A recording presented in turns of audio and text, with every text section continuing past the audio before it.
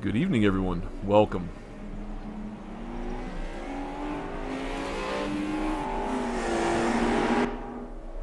Welcome to Wednesday night.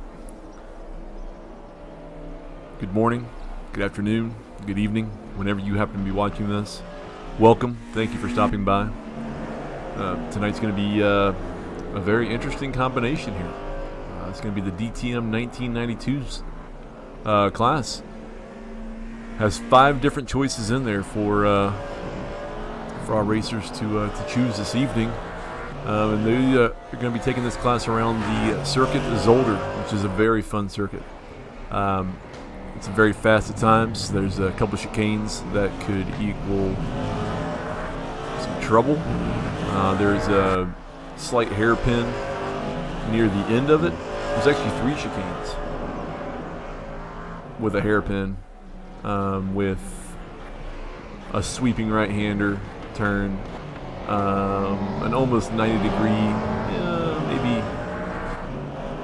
maybe a little bit more open turn right after the start-finish line.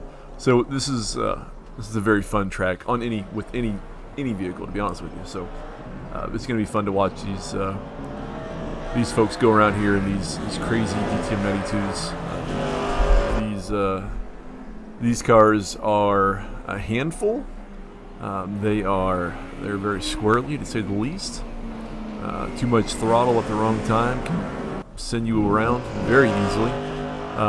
They're going to be bouncing all over the place. They've got springs and shocks that could survive a nuclear blast, I'm sure.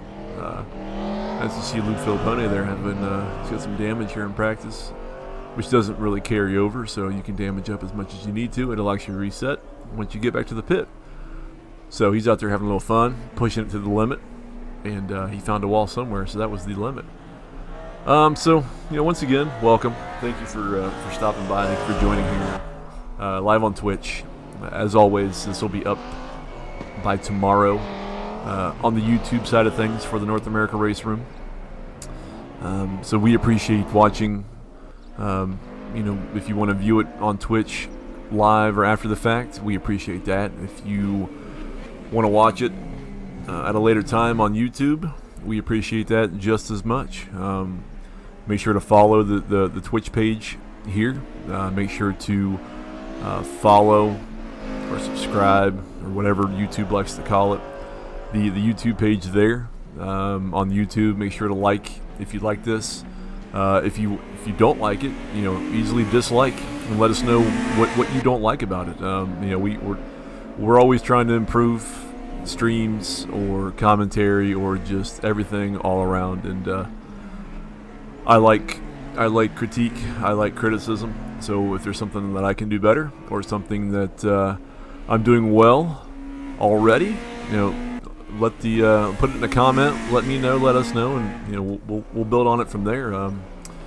In addition to Twitch and YouTube, we have the Twitter page for the North America Race Room. And that's at @NRaceRoom. Pretty simple. So instead of Race Room, just put an N in front of it. NRaceRoom. That will be the North America Race Room Twitter page. We use it to push out just extra notifications on when we go live, like I just did 5 minutes ago. We put out notifications for when videos go up on YouTube, in addition to notifications through YouTube.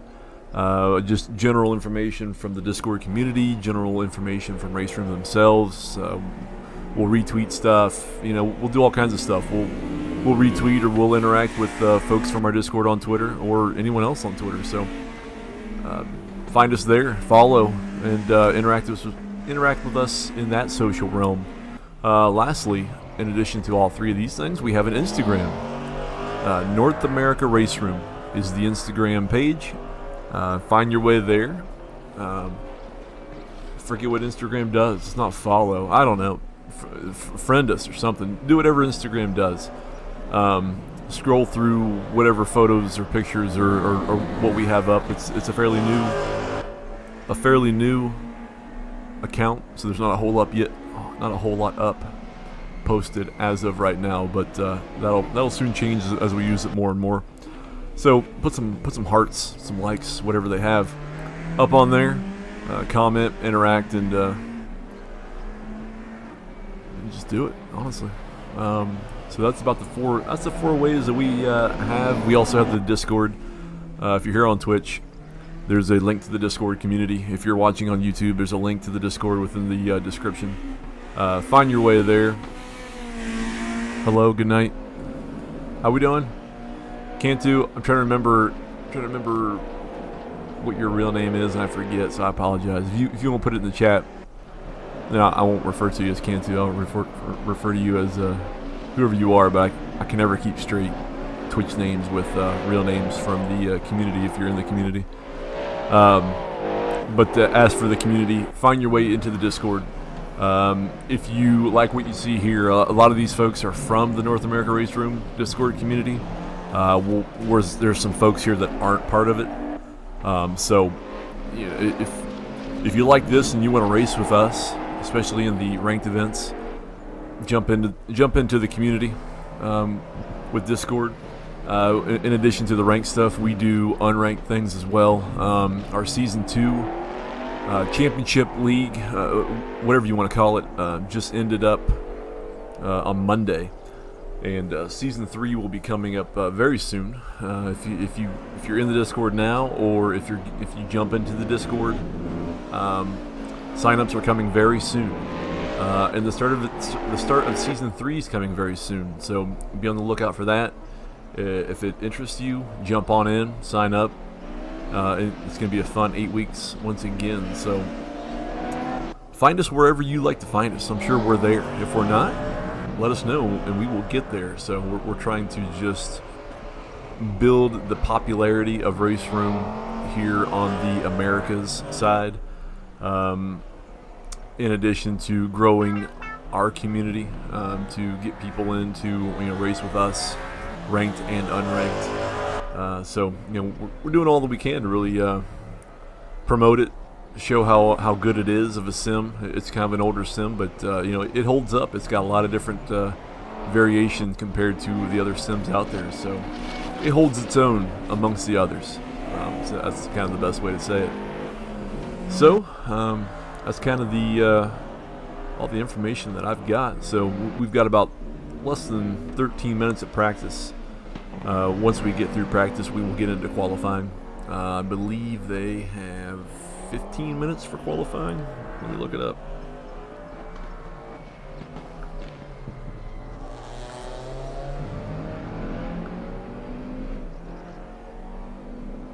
No, I apologize. They have 20 minutes for qualifying. And with this being a ranked server, if someone is not in the server by the end of practice, they will be locked out, unfortunately. With the ranked events, they close come qualifying. Same for if someone would happen to disconnect either via a server issue or ping or whatnot, they will not be able to get back in. So if you make it through practice, cross fingers you make it through qualifying, and you'll be in the race. Kind of special with this evening is going to be, once we get through qualifying, we're going to have a 20-minute race. I want to verify before I say it. A 20-minute race, and I want to say a reverse top 10 grid. So after the 20-minute race, positions 1 through 10 will be inverted for the second race, and the second race is going to be 1 hour long or 60 minutes. So we will see if any pit strategies come into play. We'll see what tire strategies or fuel strategies come into play. So the 20 minutes really just a sprint to try to get in the top 10, and then be inverted for the 60-minute race, and then buckle up your seatbelt, hold on to the wheel, grip it, and send it. So it's gonna be good. It's gonna be fun, and I'm here. I'm commentating the entire time. I decided not to run this. I'm not that great in DTM 92s. I love Zolder, but I figured, you know what? I would sit here, hang out, talk with whoever wants to stop by here on Twitch at least, and hopefully commentate. I might try to find Mr. Dom Bessell as well to get him on his stream, or on this stream, and then he might put my voice on his stream as well. I don't know. If he doesn't, I'm certainly okay with that. But we'll at least have him on ours as well.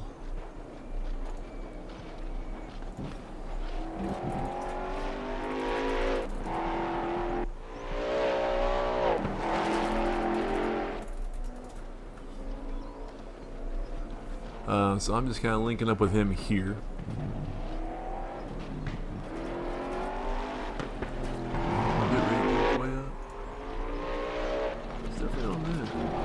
Definitely be way up there on bit rate. I'm not sure what to do about that. Alright, so my apologies, I'm kind of just rambling myself. So what I'm going to try to do, I'm going to see how this works where I don't have any echo, perhaps. So we're going to do that.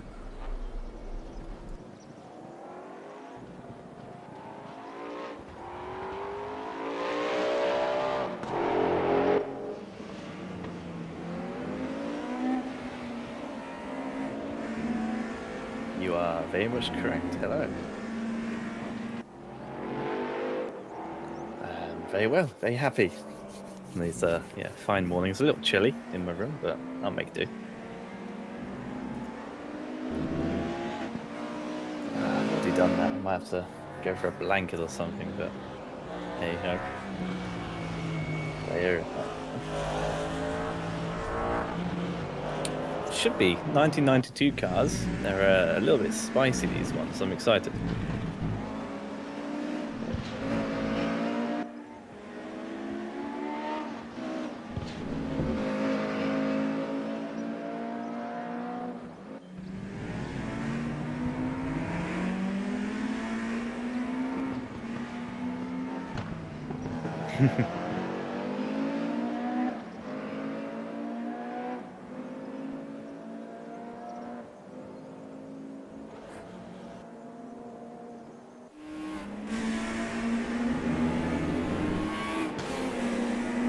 No, very well said. I'm pretty sure there's no traction control in these cars, so it does make it a little bit harder to navigate. Unlike those 1995 DTMs, which a lot of these drivers here have obviously just spent the last 8 weeks doing in the North American RaceRoom season.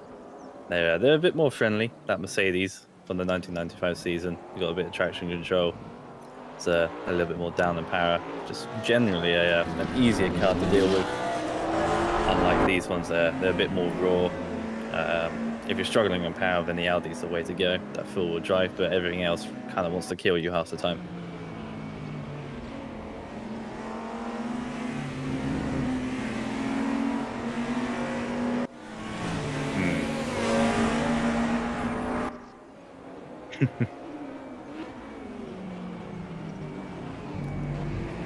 Tricky, and obviously the Audi is kind of the overpowered car. It does have the worst BOP I've ever seen, with a 1% reduction in engine power.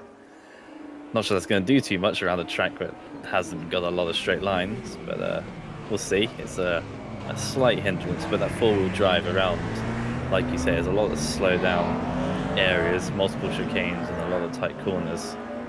With all those traction zones, pretty sure that Audi is going to be pretty quick around here.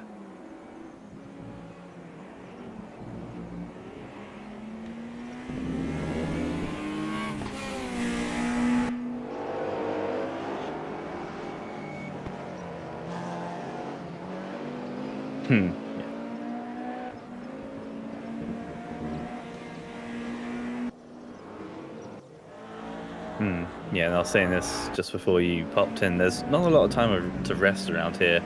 There are obviously a few straights, but they're very short at that. And you go into a corner that on each time requires a fair amount of thought. Turn one is kind of deceiving. A lot of times you can throw too much speed in there, get yourself messed up for turn two.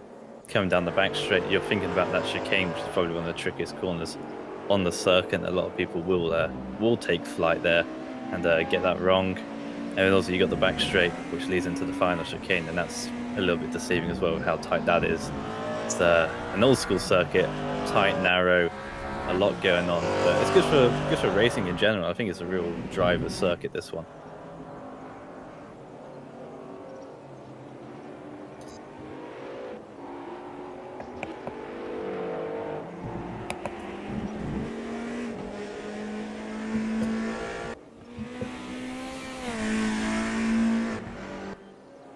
Hmm.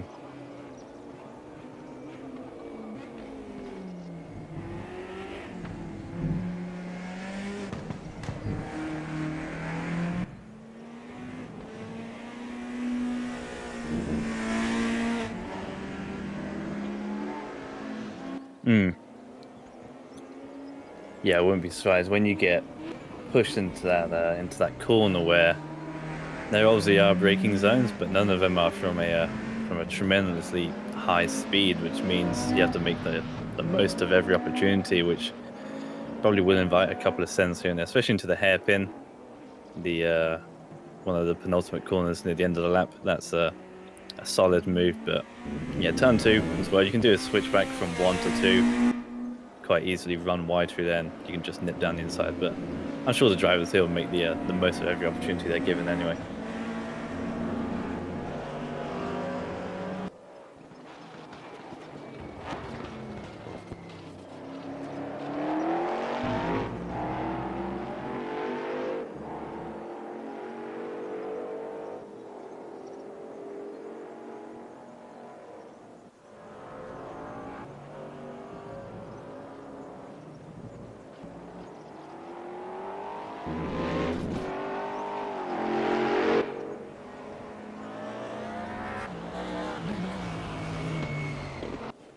Yeah, 20 minutes is really not a lot of time. I was a bit confused when I first saw that, seeing 20 minutes and thinking, how is that an Enduro? But of course, we do have a 60-minute race for the second one, which is going to be another ball game entirely.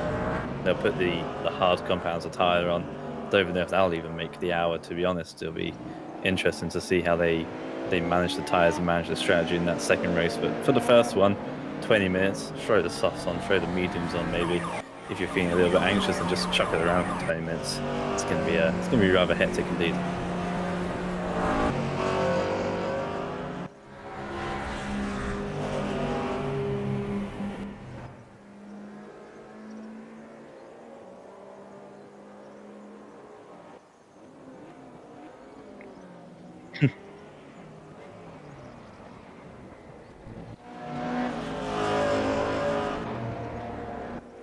Hmm.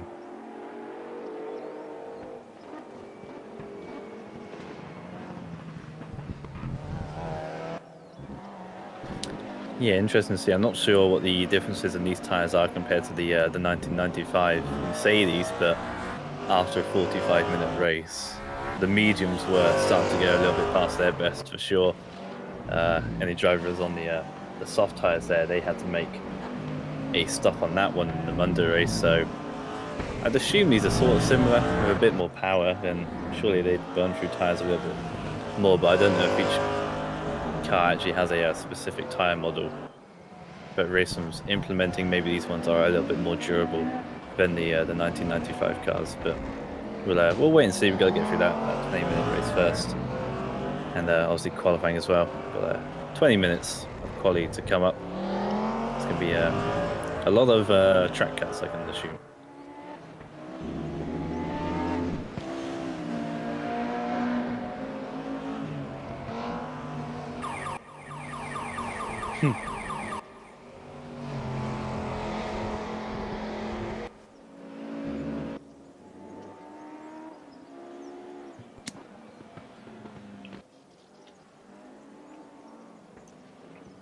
Yeah, I hope so too. And obviously, it's a touring car, and as soon as you say the word touring car, you think of cars going side by side, hitting each other, left, right, and centre. And even though these cars are some of the quickest touring cars around, certainly much quicker than current regional touring cars, they still sort of promote that type of racing. They do like to go side by side, and they're quite happy to hit one another and just be fine with it. So I'm sure we'll see a little bit of elbows out racing, especially in the first couple of laps as they go side by side through the first sections of the track.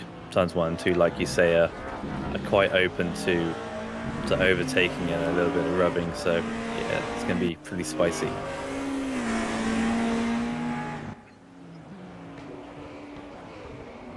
Yeah, like you say, the Audi's sort of filling the upper stages. We've got one in first, fourth, and sixth.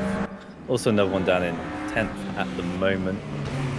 But they are the popular choice, along with the BMWs as well. We've got 3 Mercedes, and 2 Fords. So the Mustang, the weakest out the bunch, which is kind of expected, to be honest. The Mustangs are a bit of a left field choice, but Fiat Lupo up there in seconds, apparently making it work for him. So it's going to be interesting to see the divide between each and every car. So we've got 4 makes here, and they're all got their own strengths and weaknesses. As we know, the Audi is very good out of the corners, but the Mercedes and the BMW, they're a lot lighter. They'll be able to get through the corner itself quicker. The Mustang just has a lot of power, so in the straight lines that would be good. So be interested to see how each driver and each manufacturer is able to use their advantages where they can.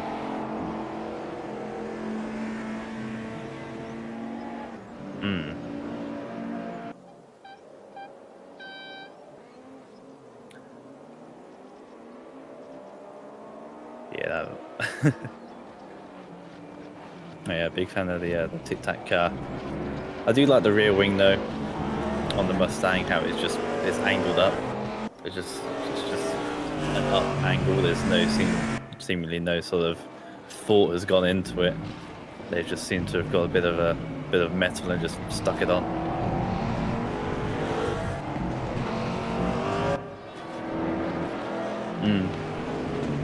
That's sure. Even the little gap underneath, it probably does work to an extent. I'm sure they could have refined that a hell of a lot more and made it better, but it seems it fits the car. It's a bit of a box, that one, a bit of an elongated box anyway. It looks robust. It looks American in the sense that you could whack it against the wall and the wall would come off worse.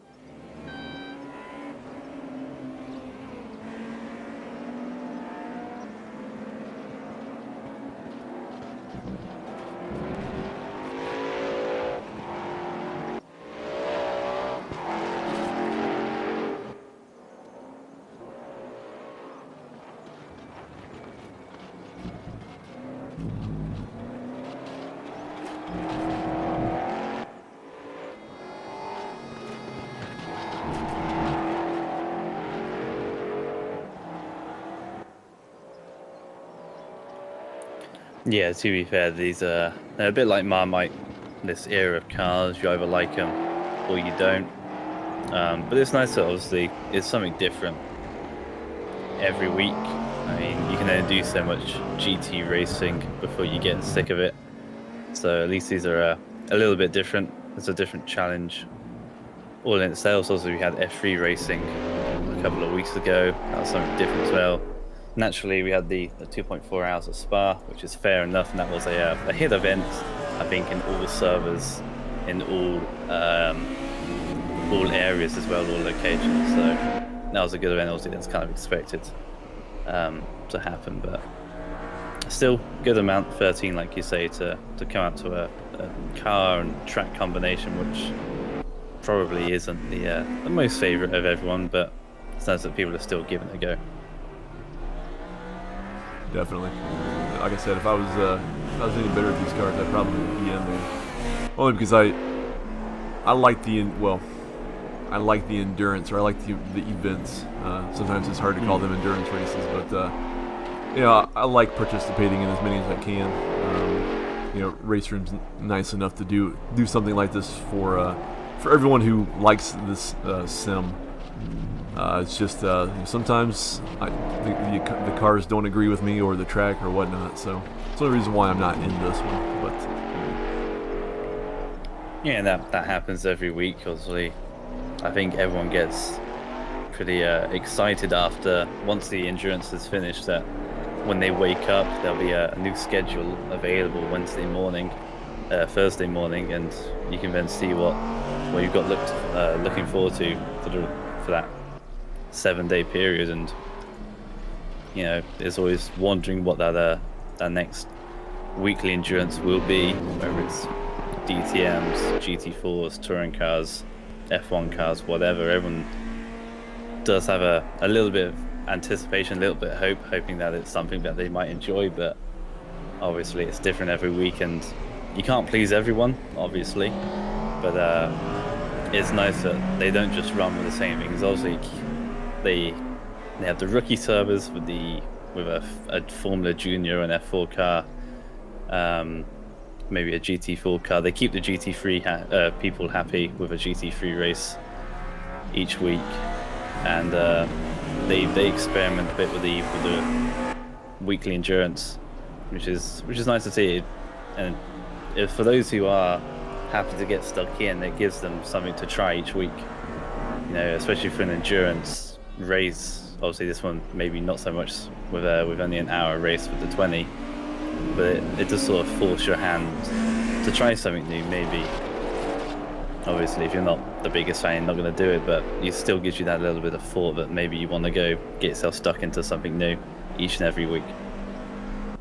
Yeah, and that's one of the nice things about RaceRoom in itself is the variety. I mean, you've also got, if you want GT3, you have it here, but you also have, ACC, which is kind of the go-to with GT3, maybe even GT4 sim, but you still have it here in this one. It's still very good in this one, but you've also got the extra layer of all the different variety of classes and vehicles in here that you don't find anywhere else. Maybe iRacing, but we all know iRacing, so it's just another thing to bring people into RaceRoom. Is you can have your GT3 races, but then you can have races like this. Like you said, you either try it, or if you love the car as it is, then it gives you an opportunity to run it in either a ranked setting or something in a race that means something, I guess you can say.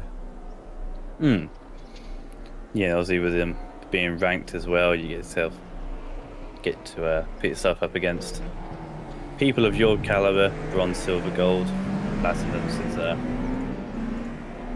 is a nice event, and on a Wednesday as well. I mean, midweek can be a bit of an odd time for some people, but I think it works well because most of the time people have things planned on a Friday, Saturday, Sunday. Monday, no one wants to do anything half the time. So Wednesday it works well, and yeah, like you say, iRacing is probably the only other major sim that has similar car content levels. The only thing I can think of is Project Cars 2, and that's awful, so no one touches that. And you really start to lose a lot of options quite quickly. R Factor 2 probably is the best pick, but I feel that's a bit more of an acquired taste really for R Factor, whereas RaceRoom is a lot easier to get into, and the car models are actually quite good here, to be honest. They've done a very good job, especially with the recent physics overhaul. They've done well to refine all the cars and make it a lot more polished. Obviously there were quite a few flaws in the game, but it's forever progressing, and it's certainly shown the work they've put into this. And hopefully we are lucky enough to have them continue to keep building upon it. Yeah, obviously, well, there's a few cars yet to be released. If anyone has their own server, they will know this, but there's a few cars out there that are coming soon. Sort of wish they'd just release them because everyone knows they exist. And they'd they just sort of get on with it and release it, because I know a fair few people that would buy them pretty quickly. But obviously there are things coming in. They're trialing new things. There are 2 cars in there.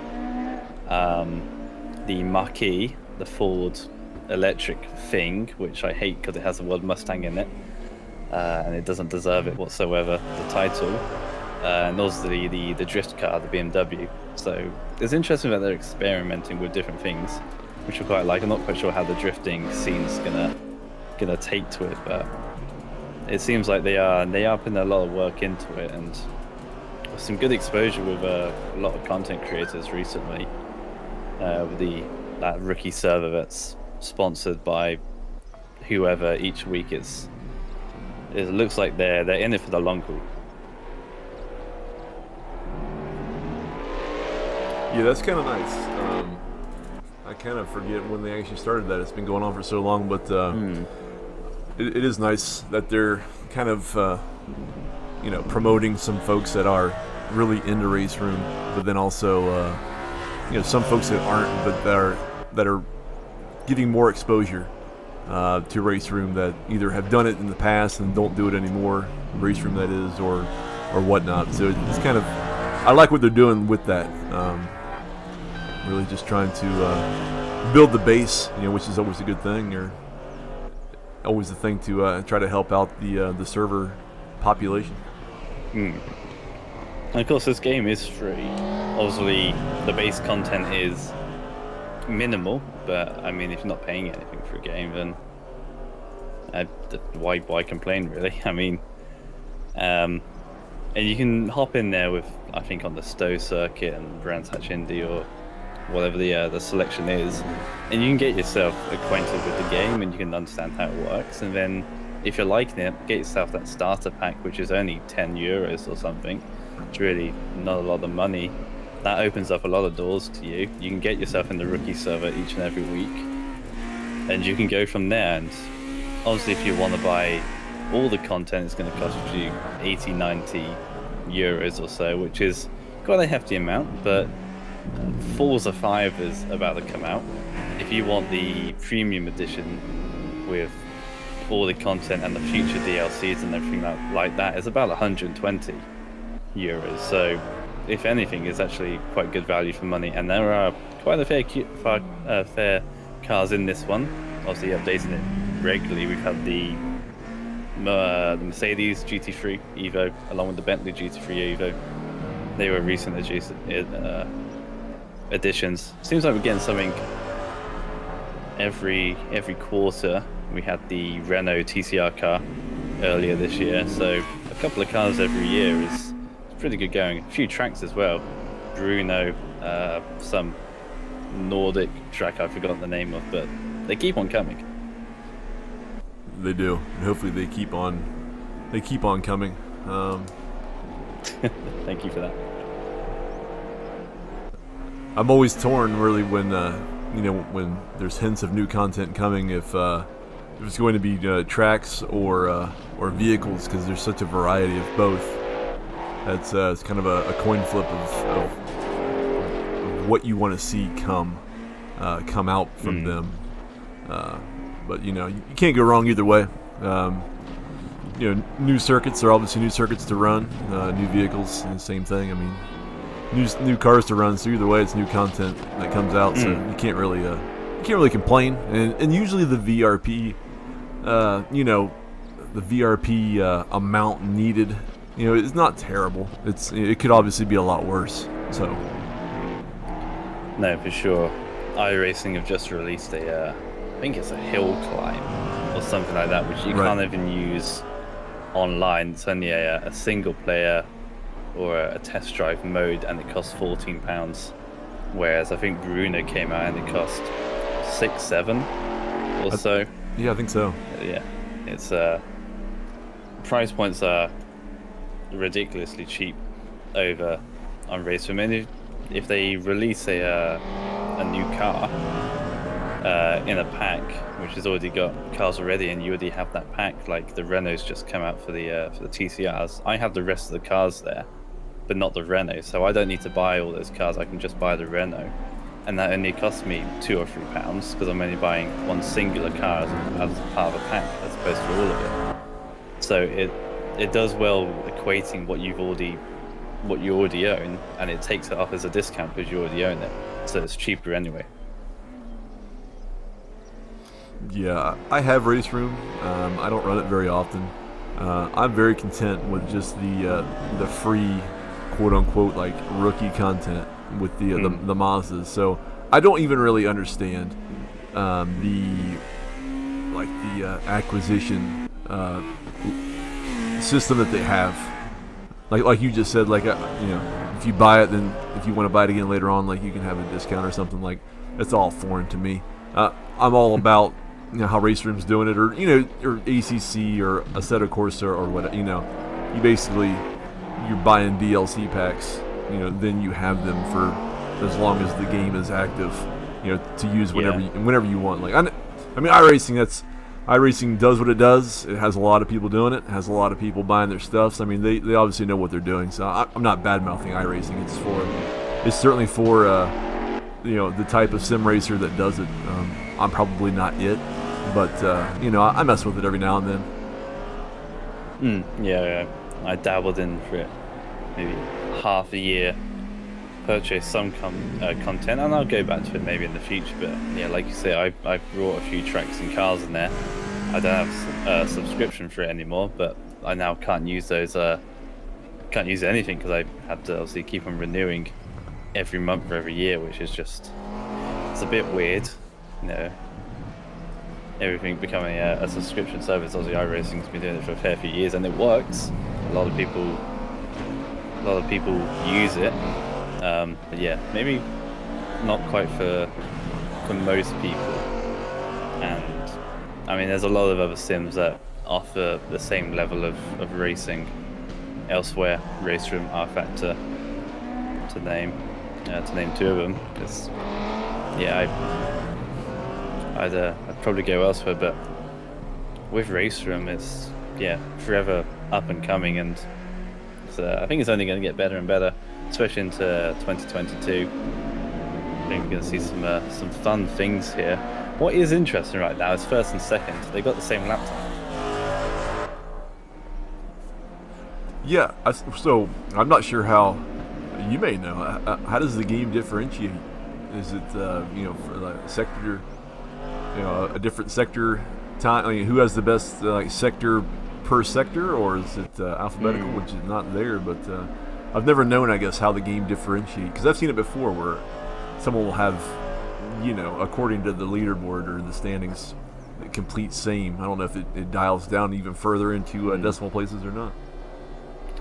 Yeah, well, obviously, in real life, it's done by who sets it first, but whether the game or not has been coded that way, not too sure. I generally have no clue. This is the first time I think I've seen it, possibly, or at least for a while.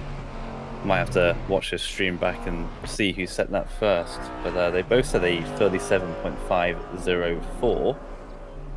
That's a fantastic lap. Very much so, yeah. To get that mid 37, so impressive. Yeah, like you say, whether that goes to another decimal point, not sure. Terms of sector times, Romero's actually faster in both the first and second sector, so Theo's obviously brought that back with the straight line speed of that Mustang. Has brought it back in the final sector. But yeah, not sure how it's done, but both of them clear margin 3/4 of a second ahead of the rest of the pack, which is probably a little bit worrying for the rest. Apparently, whoever gets on pole is the one that pays the steward the most amount of money, or at least gets there first. So maybe it's that. Maybe they brought off the game. Yeah, Ramiro might be dropping money right now.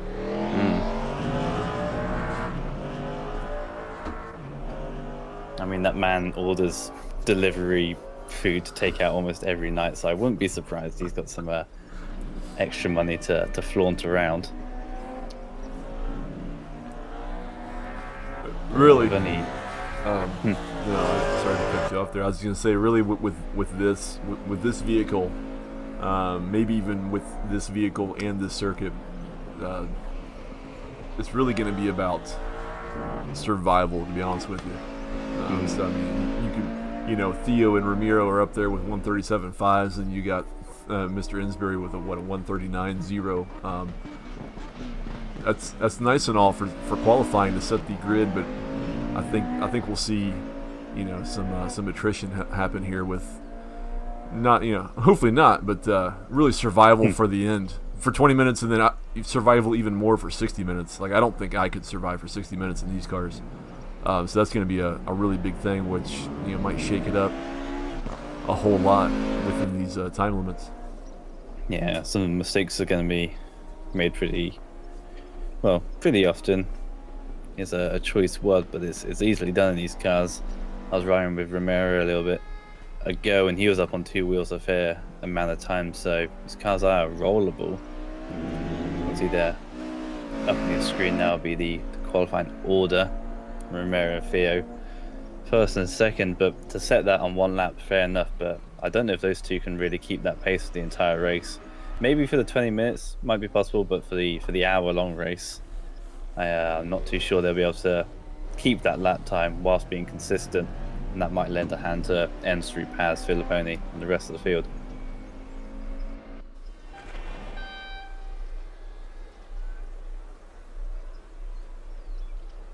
Now it's time for the pit crews to make their money.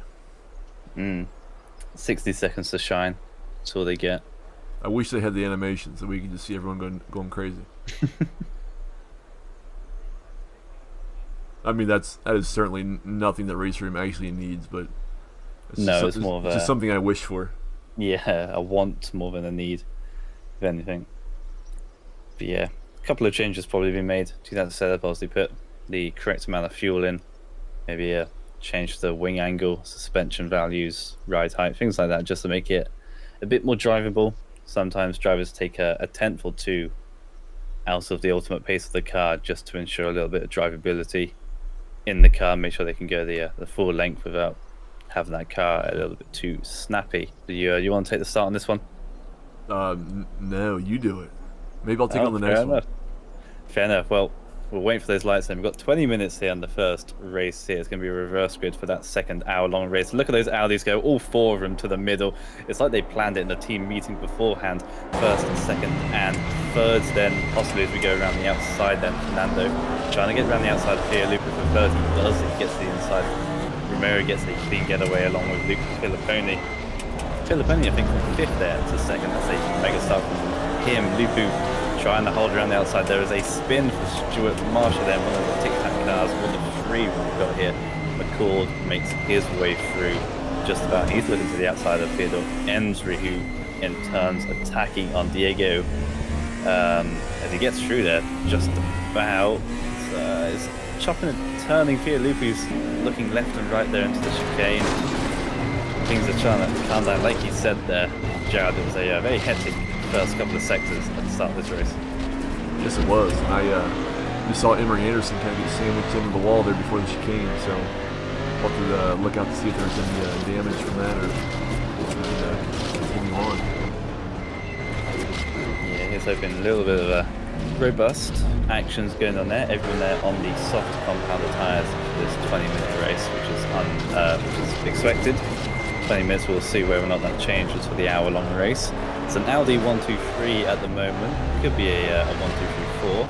Jeff Hooton is quite able to make haste and get through Luke in the way that Fernando and Filipponi were at the start of the race. But that's really the key feature of that Audi is the acceleration off the line and out of slow speed corners.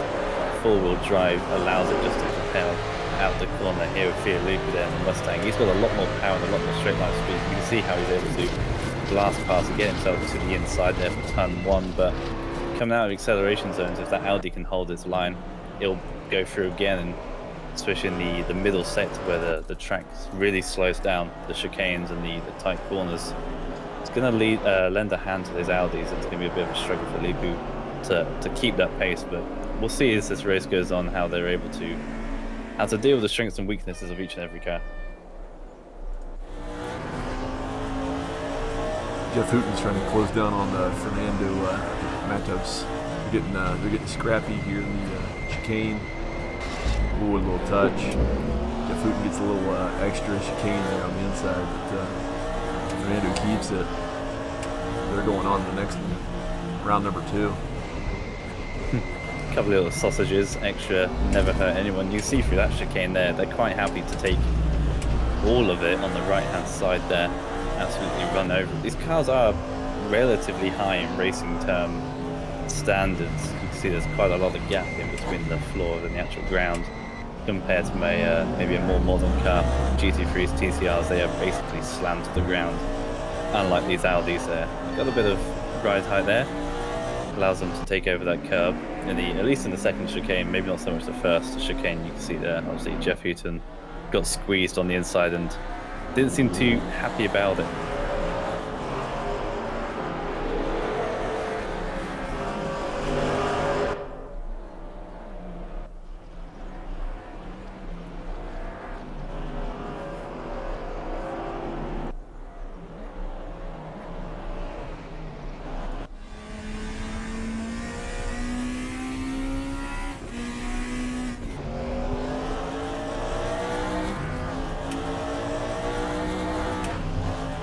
Jeff Houghton's going to try to get here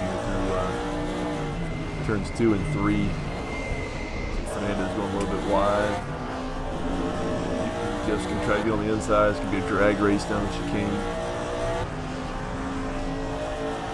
Oh, look at that move. Jeff to the inside. Can't get it done though. But man, Fernando's taking the entire chicane. There has to be an incident points, I would think, taking that much, but maybe not. I think so. I mean, we haven't seen any slowdown penalties appear as of yet, so they're maybe not cutting it in such a way which the game is unhappy with. The back of your pitch there, you would have seen Dirk McCord lose it out of turn 3. He went to last, but immediately just got back past Zoltan Bertok, so he's up to 12th. I think a little bit damaged at the front of the car, possibly. I think he did hit the wall there, but again, Houghton looking to the inside into the hairpin, quite alongside there. The opportunity. Theodore Ensbury though in the BMW, he's there ready and waiting. That could be a possible chance for the leading at the moment BMW. BMW's not having a fun time of things at the moment, but it could lend a chance to Ensbury here.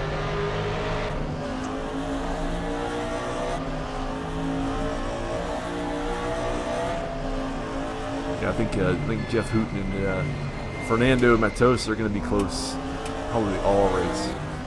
Beating and banging on each other.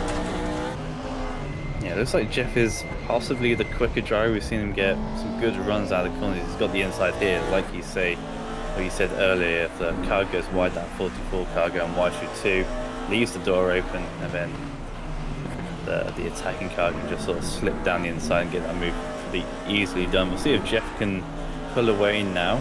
He's going to try and possibly back Fernando into Theodore there in the BMW. But it's a little three-way fight at the moment over P4. Ooh. It's gonna. Fernando almost lost it. He was in 2 wheels there for a second.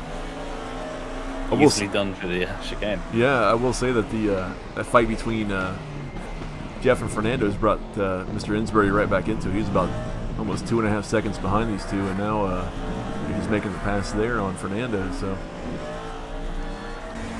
Yeah, you see how much smaller the BMW is compared to the Audi. That middle sector is exactly where the BMW shines, going over the chicane, up over the rise, down the left-hander into that much tighter chicane, following right-handers. And that BMW's probably the quickest car here, so much lighter and so much smaller, similar to the Mercedes as well, but you can see that Audi coming out the chicane here have a lot more acceleration compared to the BMW. If you can use it, and maybe a little bit more grunt down the main straight as well. Might be able to catch up to the BMW, but I don't think it would be close enough for Fernando. Yeah, that's kind of made a little train here from Jeff to Theodore to Fernando to even Victor Paz. He's kind of made it back, being a little bit behind these three. So everyone's kind of catching up to themselves as they're fighting around. Yeah, everyone's starting to find the little battles. Little battle further down the field. Derek McCall trying to make up some lost time. And those opening few laps is right on the back of Matt Anshaw. He's looking to the inside at 2. Might have the overlap into turn 3. might have to back out of it there. I don't think he has the power delivery there, but I do like this Tic Tac car. He looks to the inside. There's a bit of contact there at turn 3. Our first slowdown of the day for Theo Lupi there in P3. So Mr. McCord was not going to slow down for anything there. No, at all. Certainly sent the send, like you said, these cars do sort of promote that audacious sort of driving style, and maybe McCord a little bit quick at the moment, but it can be hard to overtake in these things, and they're pretty beefy. You just plant in the middle of the road and you don't really give a lot of options to the car behind. Almost a four-way battle here going into the last chicane. Oh, a little bit of a contact there with Theodore. I think that's Fernando. Jeff Hooten. Indeed. Fernando's now leading the caution. Yeah. Jeff caught a little bit too much of the dirt on the inside and it's throwing him to the back of it.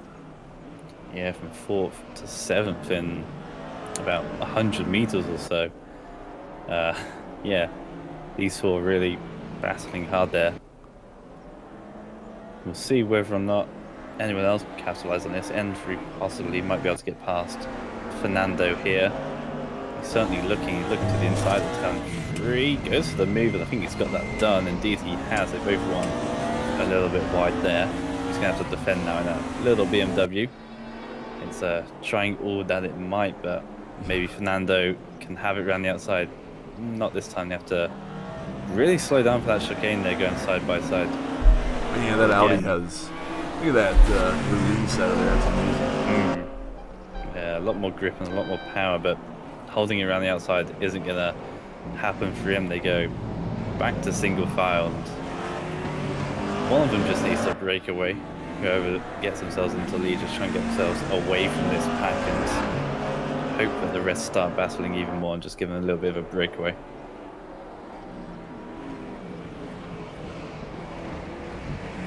I'm very surprised. It's probably just from them battling so much. These four, they're about 11 seconds, almost 11 and a half seconds behind the top three at the moment. And in only 10 minutes of this race, as we hit that halfway point, it's quite a large margin. That now reaches over 12 seconds out. Now Fernando back ahead of Theodore. Enzo, as he made a slight mistake coming out the hairpin, bit of a slide through there. So once again, the lead of this four-way battle changes. Yeah, those top three are in another world. Romeo Perez leading the way by 2.5 seconds over Lupu, who has Filipponi within half a second of him. They're second and third, so that'll be one to look out for as well. Ooh, Winsberg's got into the back of Fernando pretty hard. It hits the wall pretty hard. Ooh. Trying to get it turned around before Diego comes down the road, and looks like he has. So, but what you also have to remember is for race number 2, they're reversing the top 10. So you could have a slightly not so great race 1, but then be up front for race number 2 and try to pull away yourself. So one more aspect of strategy to work out here in race number 1. Yeah, it's gonna be tricky. Like you say, those top three are evidently a lot quicker than the rest of the field. Obviously, 4th through 7th have been battling for the most part of this entire race, so that's obviously held them up a bit. But seeing Romero, Perez, Lupu, Filipponi battle their way from 10th and 8th up to the front of the field, that's going to be interesting to see how those three manage it. But someone else who's sort of top mid-pack, like Ensbury or Paz Houghton, those who do have the pace, maybe they do drop down to 10th. And that gives them a big gap from themselves to Romero Perez. And it's going to take them a fair amount of time to catch back up to them. So maybe they can, like you say, use that to their advantage, use the amount of possibly slower drivers they have in between themselves and the quicker ones. Use that for at least a bit of a respite and allow them to break away in the early stages of the race. Obviously, it is an hour though. There's a lot of time for those faster drivers to make their way through the supposed slower drivers, as we do have a little battle for second place at the moment. Filipponi's looking all over the back of Fia Lupu's Mustang-based horse rear end thing.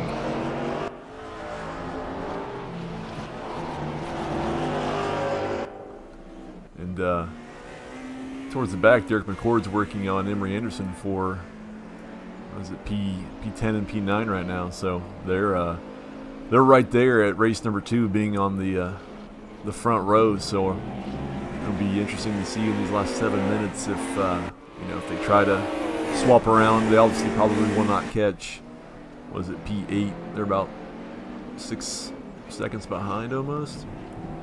So you might see your front row of race number 2 right here between these 2 racers.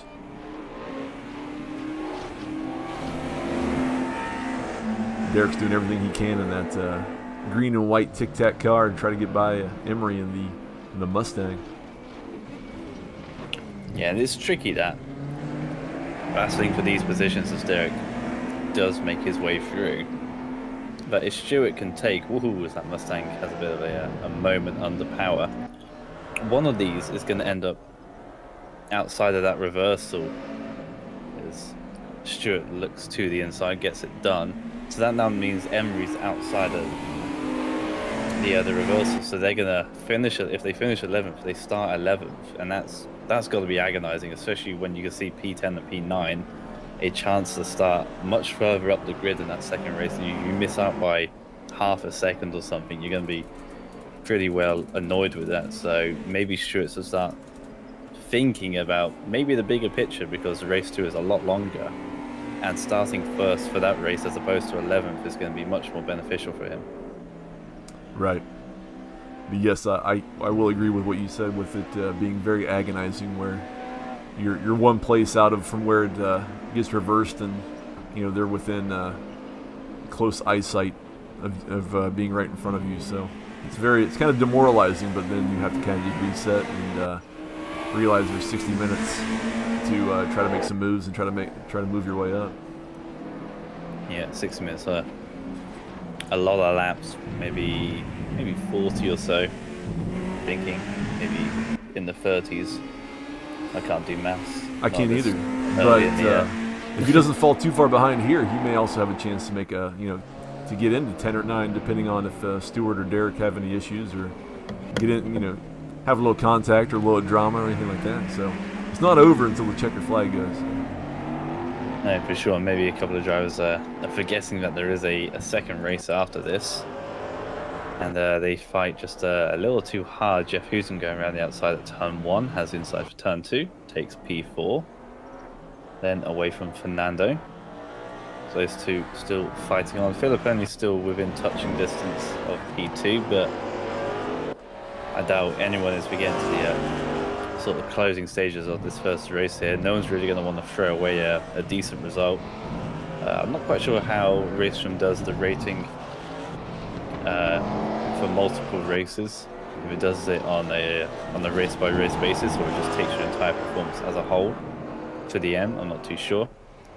But yeah, do you know? I have the answer for you. Yes, it does it by race by race. That is wonderful.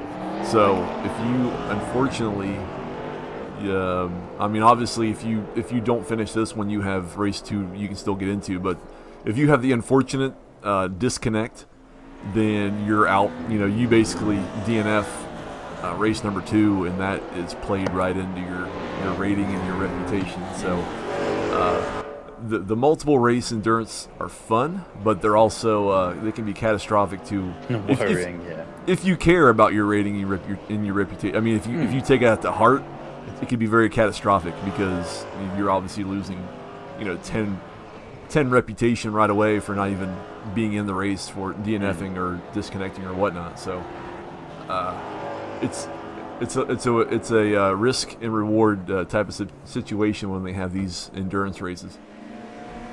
Yeah, I remember once, many months ago, maybe 3-4 months ago, there was a GT1, GT2 race around at Imola, and as soon as I clicked to the grid, to get myself on that grid, my car glitched out, flew in the air, and that was my race done, and I lost 30-40 rating, heaps load of reputation just like that. And it was I think like a 2-hour race, and right.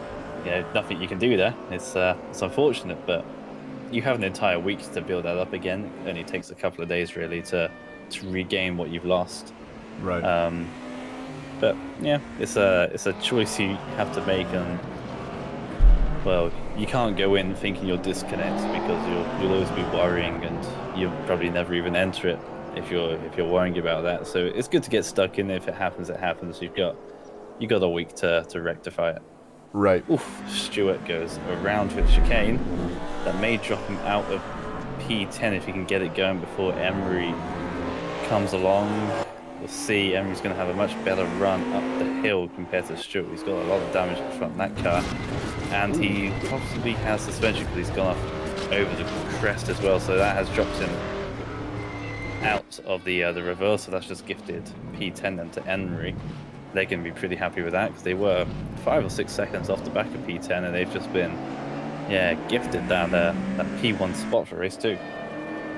That's like I said. Anything can happen until the flag flies. So Emery getting lucky there with Stewart having a little bit of issues with the wall, letting him back in the 10th. Also, while that was kind of going on, Jeff Hooten, I think, got contact with Fernando and put him into the wall as well, which has dropped him back to P7, and about 3.5 seconds behind that little grouping that he was with. So some consequences of some tough racing. Yeah, the front of that Audi is looking rather busted. It's become more of a brick than it was before. That lifted bonnet. There might be some small aerodynamic damage there. Just a little. Although with the bonnet up, I mean, all the air's going to the radiator. It'd be happily cool, that car. But the rest of it won't be too happy. But it shows that people are still fighting over positions here. Filipponi and Lupi are just about to come up to a lapped car. That might affect things here. Yeah. They seem to get through it just all right. I think that's Zoltan Bertok, who's normally quite a quick driver in these races, but apparently not feeling the combo tonight. That's probably one thing you're not really ever thinking about in a 20-minute race is a back marker with a blue flag to potentially keep an eye out for. So I'm sure that may have caught them a little bit off guard there. Yeah, that's very much an hour-long race type worry, but they had one. Zoltan is 35 seconds off the back of Matt Anshaw, so it's very much a special case right there. But we'll see, especially in that hour-long race, the pace of everyone, the field become a little bit diverse. We'll see how that goes. The timer has now ticked down, so we are on that final lap. Ramirez coming into that final sector. He's got a nice little 5-second gap there to Lupi, who is still under pretty heavy pressure from Filipponi as they do go side by side. He's getting a bit of a squeeze there. That Audi's going to look to the outside for the hairpin. Probably not going to happen the long way around. But tail happy in the Mustang. Yeah, I think they've traded paint all the way down the Sector 3 there. Sure they'll calm it down, but Ramirez takes the first win of the evening. Lupu will hold on to second, just about from Luke Filipponi. He pressures him all the way there. Some drifting going on from Ramirez. He's obviously happy with that one. So they'll start 10th, 9th, and 8th respectively then for race number 2.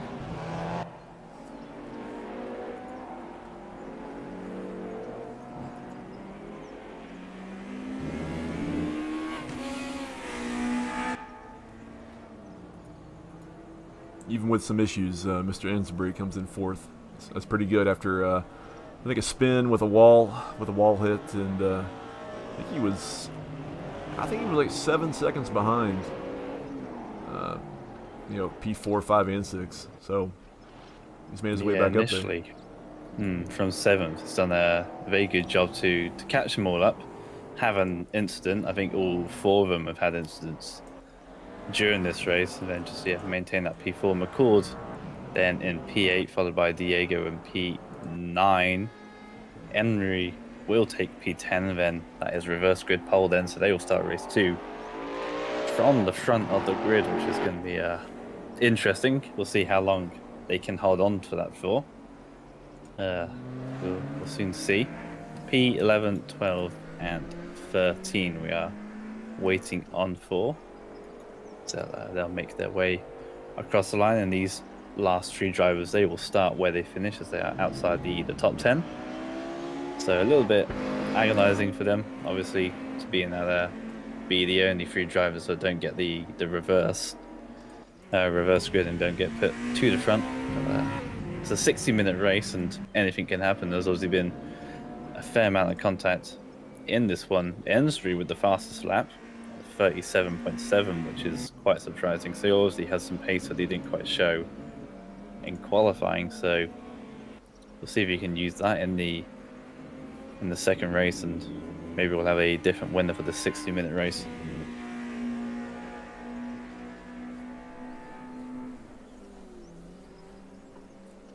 That was the type of action that I expected. A lot of close racing, a lot of beating, a lot of banging. Probably, if the tech was there, you'd probably see a lot of different paint traded on the various cars. Oh, I was kicked out. I was kicked out too. Oh no! I love it when that happens. Have to wait for the server to switch session. It's always fun when that happens. Hopefully no drivers were booted, but this is a little bit of an issue in the recent builds of RaceRoom, unfortunately.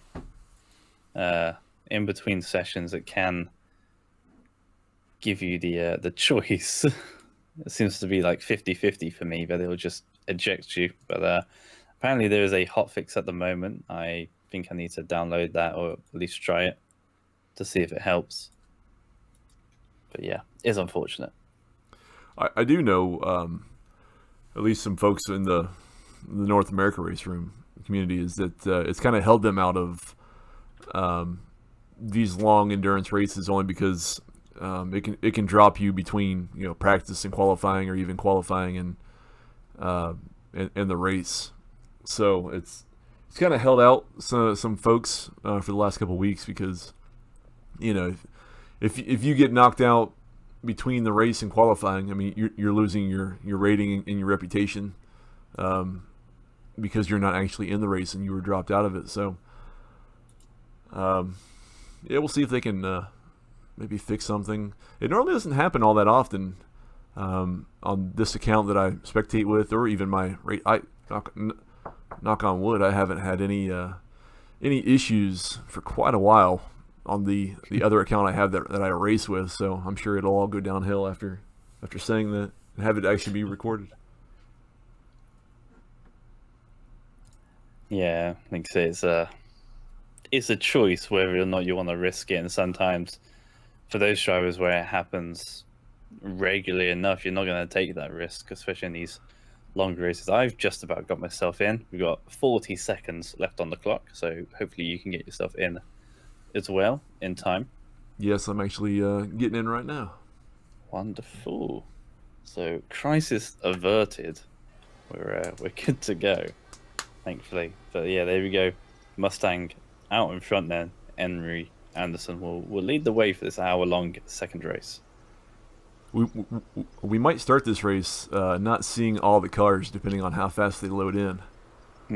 Yeah, there might be some phantom cars perhaps moving here as the lights come on and potentially go out, but it's going to be interesting to see. Some folk, oh yes, I think it messed up for, I don't think everyone's made it out to the grid.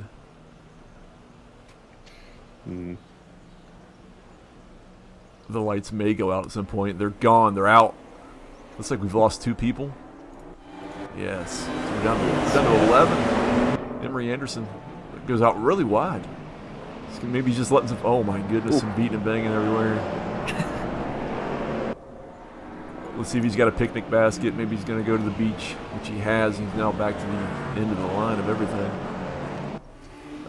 So Stewart, Marshall, and Matt Anshaw didn't make it out, but they're actually still in the server in the race, and they started from pit lane, so that will not do them any benefit whatsoever. It's an Audi party at the front. Jeff Hooten, Luke Filippone, Ramiro Perez there. Derek McCord got himself up into 4th place. I have no idea where he started because I can't do reverse grid in my head. He would have started what? 8th, 2nd, no, 3rd. He's lost a spot to the 3 Audis. Yes, indeed, it's Ramiro who's gone from 10th to 3rd somehow in the space of half a lap. Not quite sure how he's done that. Emery obviously lost a few spots there at the start.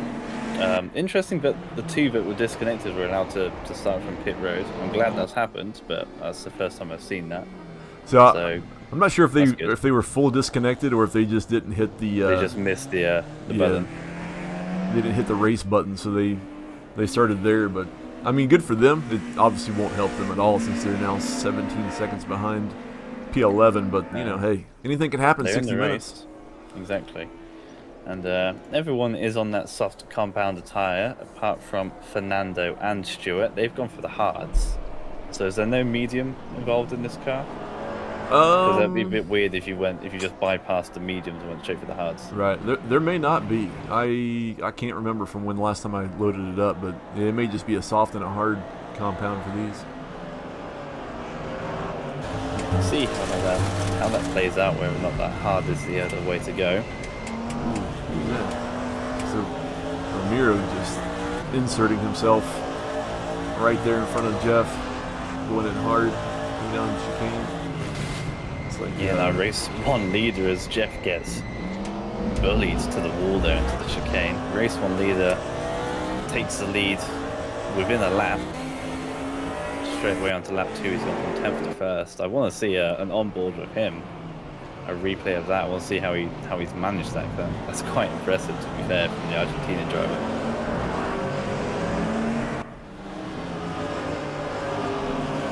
And a comment from Grimy Dog saying he's only ever been kicked out the long races when they've been 60 minutes or more.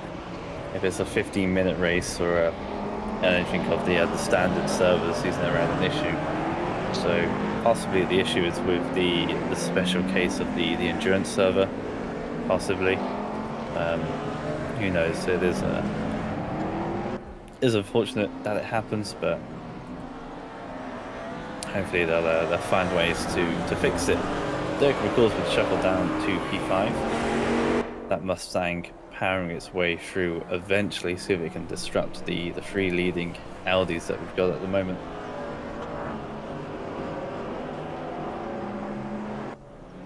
Rangy Rover gave a little tidbit here in the Discord saying that for the Audi, he says softs all the way, and the hards are bricks. So I don't know if those fellow Audi drivers knew that, or if they just went soft for the heck of it. But sounds like the hards are not very good for the Audi machine. Yeah, and surprising that the soft tires are able to go so far. It's a big parallel indeed compared to the 1995 cars, where those tires definitely churn out a lot quicker compared to these cars. But if they can make it all the way on the soft tires, then that'll be pretty easy on the strategy. I'm sort of hoping they don't. I'd like some people to make a pit stop maybe if they need to, but we'll see how everyone manages it. I'm assuming these cars can go all the way on a full tank of fuel.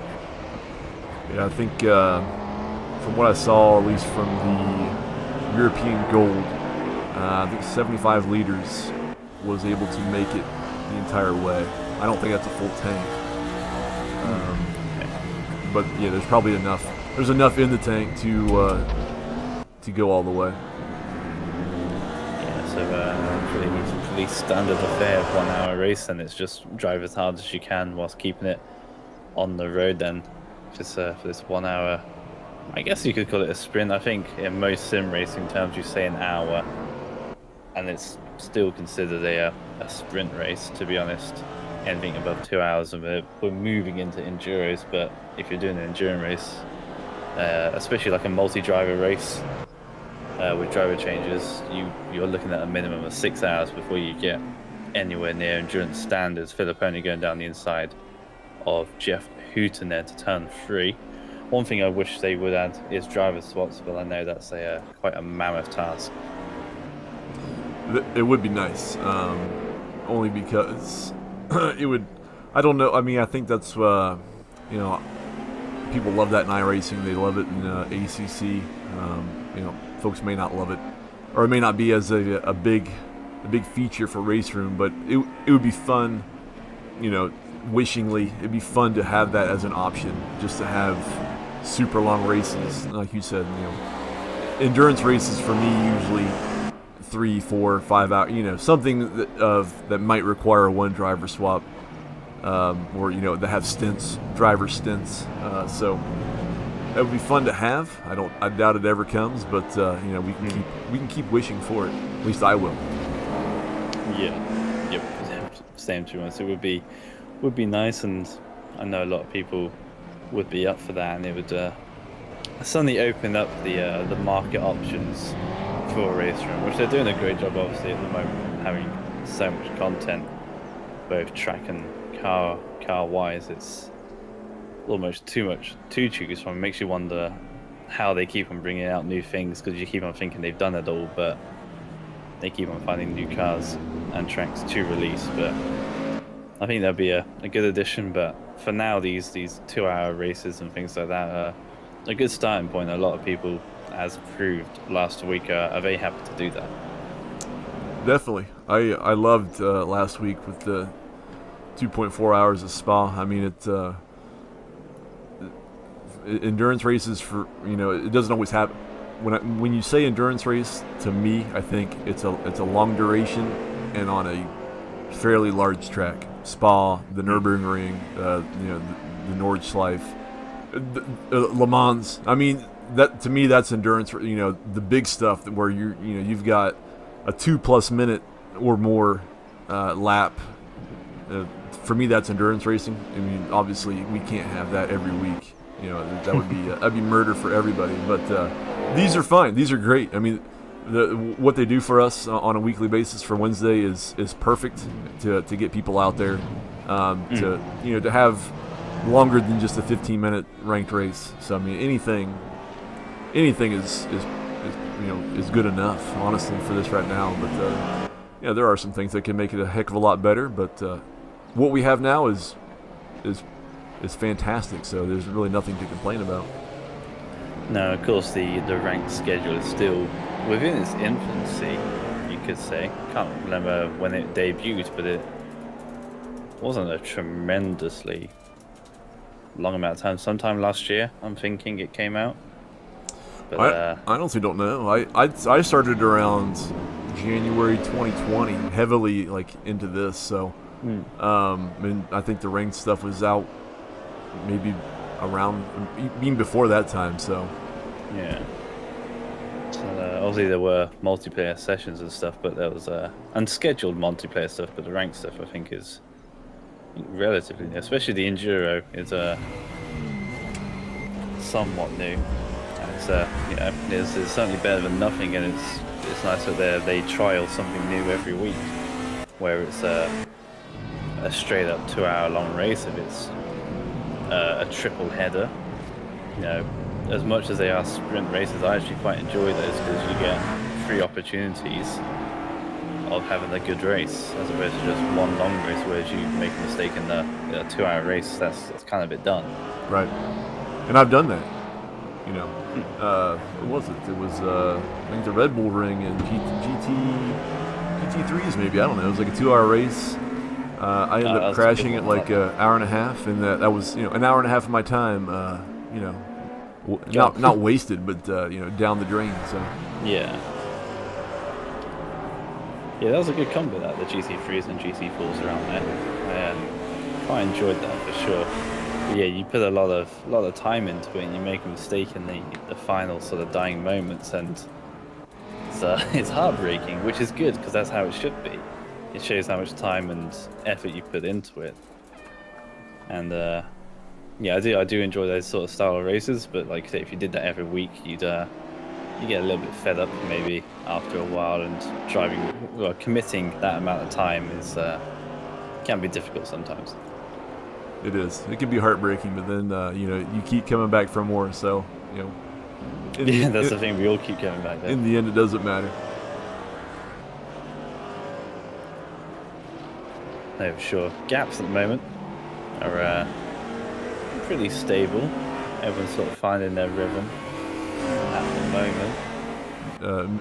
Mr. McCord there in P5 is trying to keep it close on Jeff Hooten. He's certainly the closest battle so far on track.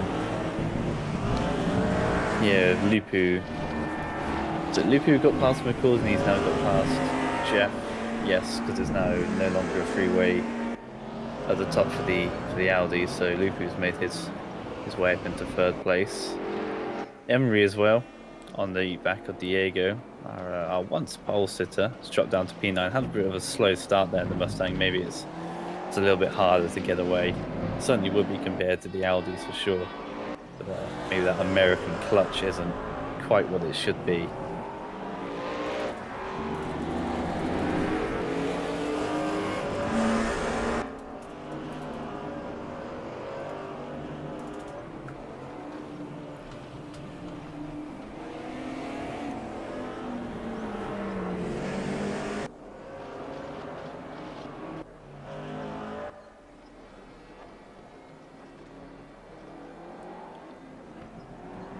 But these cars here, in general, are kind of tricky to drive. We haven't seen any major incidents at all, really. Seen a couple of light ones here and there, and a bit of rubbing is racing, but no one's made any large major mistakes, which is good to see, which can be easily done in these cars. They are quite rough and ready, these ones, very much pure thoroughbred racing cars, where they don't really want to do what you want it to do.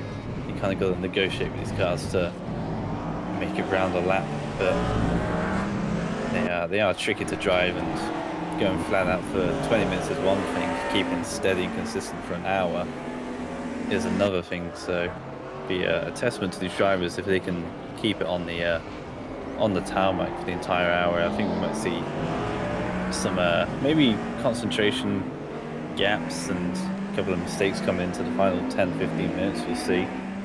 But for the time being, as we make our way through that first quarter of the race, everyone's going pretty steady here, which is good to see. Yes, and you can see from the well, it's not on the screen for the broadcast, but you know, the fastest lap at the moment. What is it? Ramiro with a 138.224. So you know, it's already a little bit slower than what it was in the 20 minutes, and that's most likely folks just trying to keep it on track, either to a pit stop or to the end, and not overdrive it like someone just did right there. Who was that? Ooh, Matt, I think it was. Yeah. Auto director said hello, and then maybe didn't want to shame the person and flicked away. But yeah, Matt's lost it through the chicane somehow off the left-hand side. Maybe ditching on power, I'm assuming.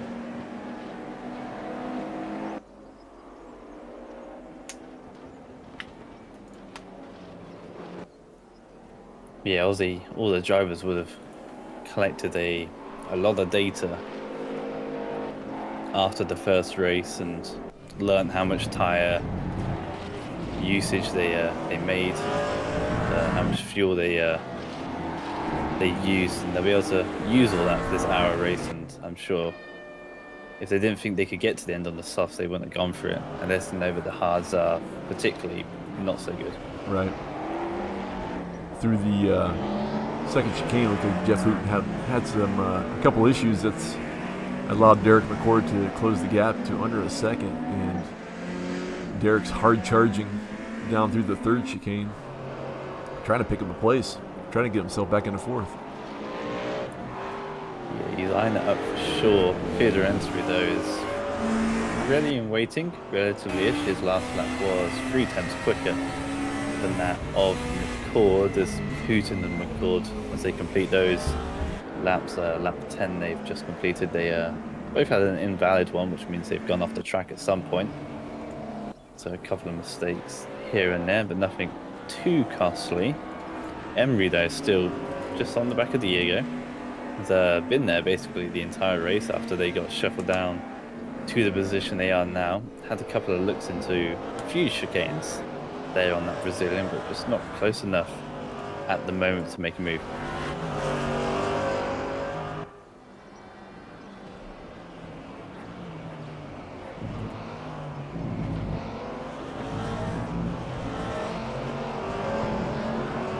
I'm a little surprised with the gap between Filippone and Lupu at P2 and 3, but Theo might just be taking it easy since we're only 15 plus minutes into this race, so he might turn it back on as we get towards the middle. Yeah, we've had. I'm sure there's got to be some tire wear for these softs, maybe similar to GT3 levels where they're drivable at the end, but they're a little sketch if you start pushing them that little too hard. Not quite sure. I've never done anything over a 20-minute race anyway in these cars myself, so I'm not quite sure how that tire life handles. But it's certainly a possibility. Like you say, those fastest laps are nothing near what we saw in the first race. They were immediately a tenth or two down, and everyone's previous lap at the moment, Ramiro Perez on a 38.5 is again 2-3 tenths off his personal best, so possibly just easing off a little bit. One, to keep it nice and consistent, but two, maybe just trying to take the edge through those high load corners and make sure they're not stressing those tires all too much. They have with the foresight there, knowing that they've got a long way to go, 40 minutes here. They don't want to stress those tires too much that they either make a mistake or they're forced to make a pit stop, which is basically going to undo any hard work they've done. Right. They might be taking some of the chicanes a little bit slower as well to not bring on any unneeded suspension damage. Who's that? Jeff Hooton took a lot of the sausage there on the second chicane, and Derek's right there. Derek's ready to pounce on the either first mistake or a better run off of a corner. And fair play to Derek. He hasn't dropped back at all. If anything, they've actually pulled away from Ensbury. He's sort of come under pressure from Victor Paz at the moment. So yeah, good race for Derek at the moment. He's been away on holiday for the last week or so, so he'll be happy to come back in a strong position.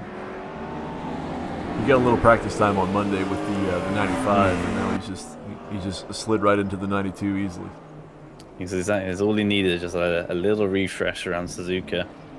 That's all you. And away he goes. Suzuka brings out the best in everybody. That's all you really need ever. And he gets fourth right there. Just like that. All that pressuring, Jeff Hooton's made a mistake there. Yeah, that's all you need. Just keep on the back of someone. Eventually they'll make that mistake. McCall is really only a couple of seconds behind Lupu as well. Not sure what the last lap time is because McCall again went off track and invalidated it, so we don't have that data.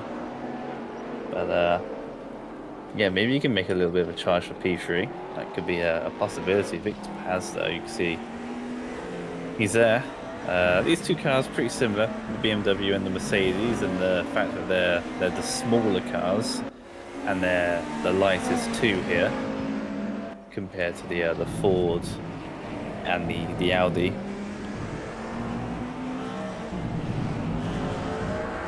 I do like that Berlin car though, with all the signatures on the car. Right. I was gonna say I'm not even sure personally what my favorite car is in this because I haven't driven the class enough. They're all pretty scary, honestly. They are a little scary. Someone with scary damage though in the half spins, Alton Bertok there, having a moment. I think that's in the first sector. Indeed, it is. He's still trying to get it around. Eventually gets it going, but he's got a not so pleasant looking front end there. So, and another person having an issue, Matt as well, having an issue. Yeah, they're dropping like flies now. We are just past that 20-minute mark, so we are into uncharted waters now. No one really knows what to expect as we go on from here. the tyres are into a new round. Also, they had more fuel to start off with, so heavier car, more scrubbing through the corners with that heavier load. We'll see how they deal with those conditions. We just saw Filipponi there putting pressure on Romeo Perez, so he hasn't been allowed to charge away. As we flick back to that, he hasn't been able to charge away like he did in the first race. He's been keeping honest here by the number 2 car.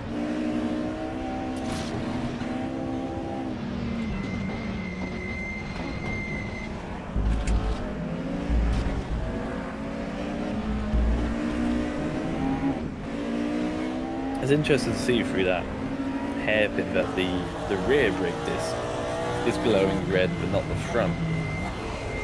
It is indicating quite a rearward brake bias, possibly. I'm not quite sure how much larger the brake discs, the brake pads anyway, are. As I think Zolder there has retired and out this race, indeed he has. That's unfortunate for him after that spin. But yeah, curious to see how much larger those brake pads are at the rear. They're causing a much more vibrant red glow.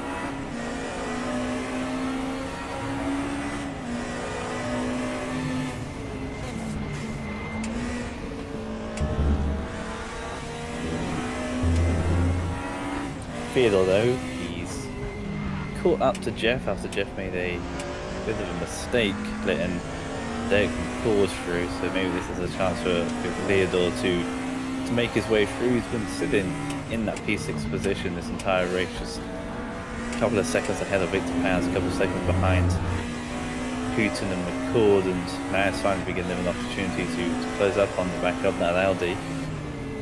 We know that Audi is quick though, and kind of hard to pass. It's quick in all the right places, but he's slow through the chicane. Theodore will take the inside line up over the hill. Can the Audi hold it round? No, he's going to have to back out, and there we go, just like that. Mistake through the chicane, and through goes entering the BMW. He gets his way up to P5 then. We'll see Victor Paz and Jeff Hooton. Maybe they'll start batting out. Diego's had a mistake, possibly. He's well, you click on him and it just shows you some marshal posts. I'm not quite sure where Diego is right now. He's deep into the wall. I think he's disconnected. He's sitting somewhere, and the wheels is shaking. I'm not sure where he is. Somewhere he shouldn't be, so yeah, possible. Right. Disconnects for him, which is unfortunate. So I can only assume it's the disconnect, unless... Yeah, I don't know. Not too sure. He's there for the time being. We'll see if he disappears from our timing screens or not. But it's unfortunate. Whatever he's doing, he's not lapping the circuit, which is not ideal in any circumstance.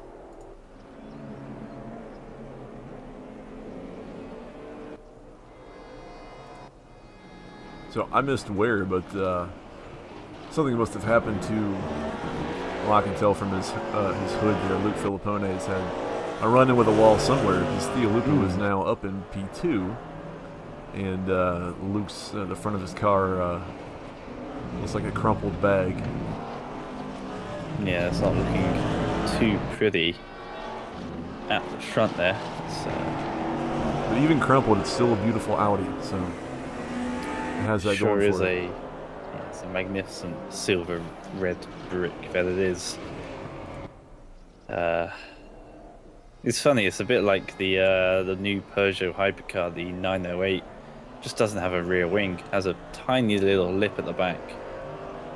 But makes you wonder how that car competes without a rear wing, and how it generates any sort of rear grip compared to the Mustang in front or the BMW behind, which have pretty sizable wings at the back of the cars.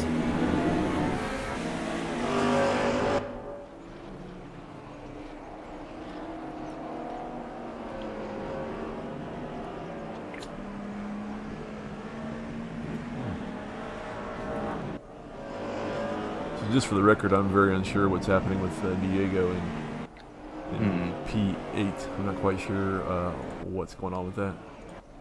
No, it's interesting that he's maintained P8 and not dropped down. Which you would have assumed would have happened. Victor Paz is going hard here on Mr. Insbury, and it looks like he's gotten around through P3, or not P3, but turn 3. Now they're drag racing to the chicane. I wonder who's going to break last.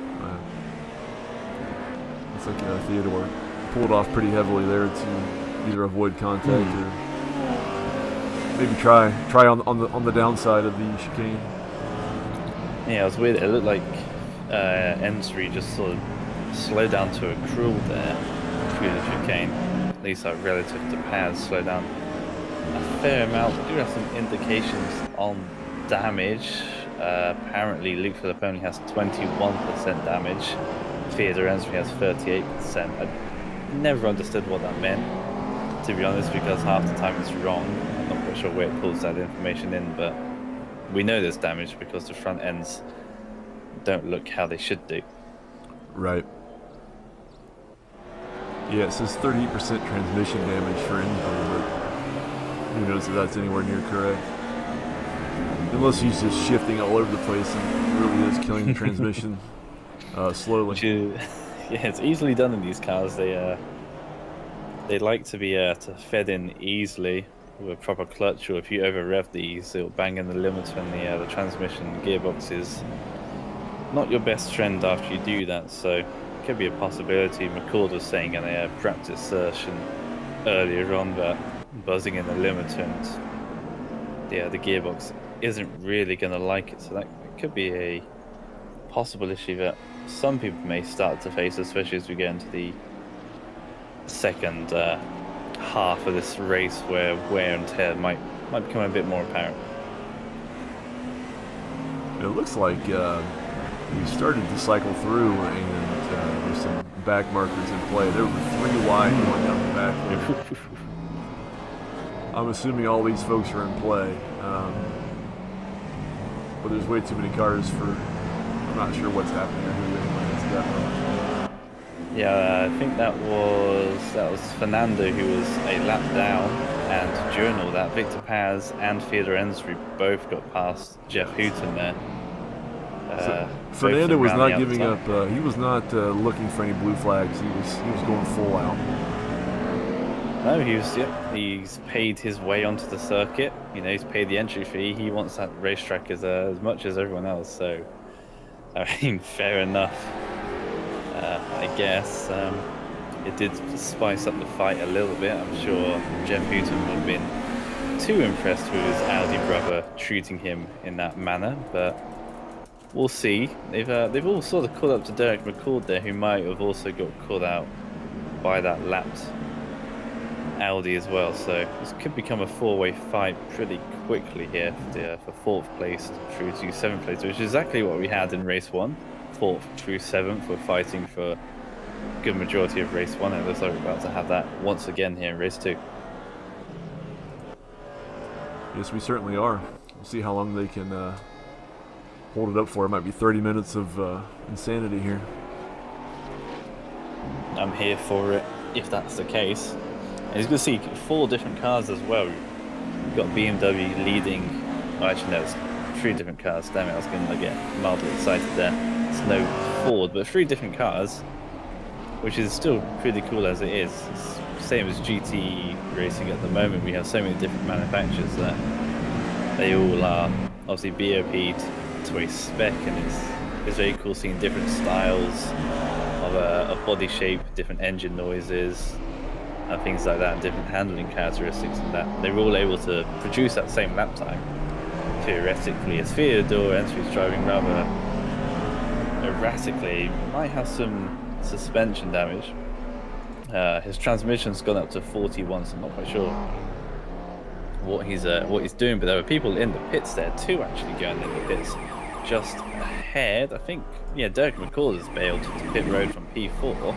So has who the other one was. Luke Filipponi has gone in there as well.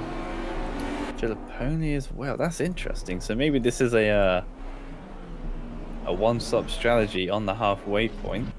like you. Oh, Filipponi misses his box though. That's unfortunate. You have to do a little bit of reversing action. Fernando smashed into the wall at the pit entry, so it's happening on both ends. It's all over the place. As soon as people dive for pit road, all hell seems to be breaking loose. And also, you are right from that gold server that some pit stops were taking play. But we'll see how long drivers decide to go. Obviously, we've had people dive in at the first opportunity, obviously splitting it half and half there. As soon as we get to the second half of the race there, they're bailing in. But we'll see if everyone else follows suit. Maybe this is Fernando's ploy all along. He is on that hard compounded tyre. Maybe without the damage that he might have, he would be alright. Theodore Enser is now up to 49% damage on that transmission. I'm not quite sure what he's doing to it, but whatever he is doing, it's not healthy. Maybe he needs to come to pit road soon and get that repaired. These three are fighting though. Victor Paz and Jeff Hooton are very close to each other coming into that hairpin. And somewhere Theodore got in front of Victor, because I believe before everyone started jumping into the pits, I thought Victor was in front of him. It was in front of Theodore, so. It's changing quicker than we can keep up with it here. But the top six then not going into the pits. Luke Filipponi is in P7, but out of all the people that have pitted, he is leading the way along with Derek and Fernando. Be interesting to see if or when the rest of the drivers do it.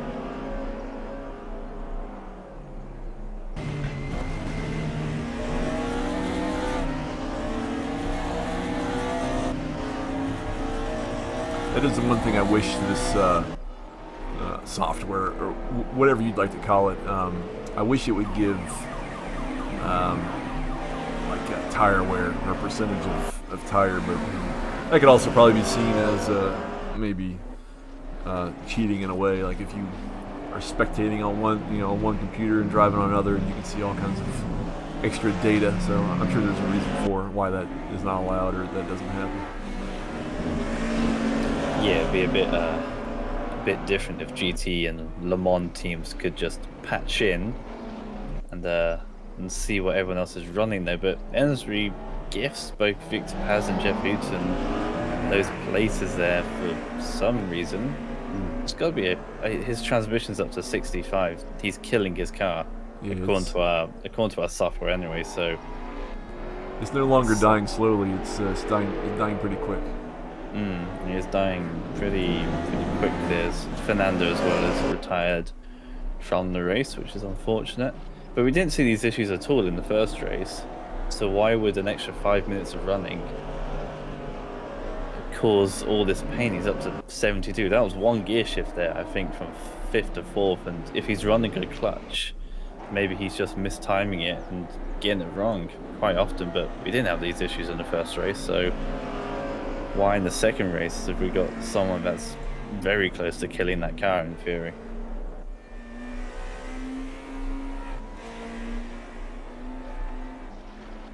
Hopefully he eases off just a bit. At least tries to survive to the end. That'd be more important right now than trying to rush through positions. Certainly, he's already dropped back almost 4 seconds after letting these two on our screen now go through. You see him in the background. He's dropped back a fair margin up to 78. He's getting perilously close. I'm kind of worried for Theodore right now. If that number is true, wondering what he's doing to the poor car. But we'll see if anyone else makes their way into the pit box if they are so inclined. We'll be waiting on that if they do. Oh, so and a spin. Yeah. It's kind of turning from bad to worse for Theodore Ensbury. It's like Jeff Hooton's coming into the pits. So there we go, another cooler. Along with Ramiro Perez as well, our race leader. Ooh, Mr. Ensbury hits the wall again very hard. Struggling to put the power down there in that car. And if he's got transmission issues and he's struggling to get that into gear, it's only going to exacerbate the issue. So we've got Hooton and Perez then. He's coming into the pits as well. So in goes Hooton, gets himself in the box. It's quite a long stop in these cars, that's for sure. And yeah, there we go. Finally, the N3 gets himself in. That car will survive. Hopefully, he's got damage on the repair. He'll be able to fix that, but I worry he's going to be in there for quite some time with the amount of damage that he has. So Ramiro's already out. I don't know if that was a slow or a fast pit stop, but he's come back out in third place, so he hasn't lost too much. No, yeah, well, 30 seconds off the back of Paz. That doesn't sound like a lot, to be honest, actually. Especially with the amount of time you spend in pit road. Filippone was 50 seconds at one point after his pit stop, so I don't know. And he's now 25 coming out, so yeah, maybe a very good stop from Perez. Maybe he's got wheel on wheel action there, so up in the air. Maybe he's only taken fronts or rears. There's no obligation to take all 4 tires, so maybe he's trying something a little bit different. Which, that might be the winning strategy from there. Mr. McCord's back up into P6 after his pit stop, so he's moving on up. Indeed, and we're still waiting on Lupu, Paz, and Anderson to make their stop. So we'll get past Anderson for sure. Lupu and Paz, not so sure about, but yeah, be happy with that one as Victor Paz does make his way into the box. He's actually in his box right now. It'll be interesting to see where he feeds out. I'm sure Lupu will be seeing that, and we'll see how much longer he stays up for then. I'm sure he won't want the undercut to become too powerful as Perez goes through, and we'll take second back from Victor Paz. Indeed he does.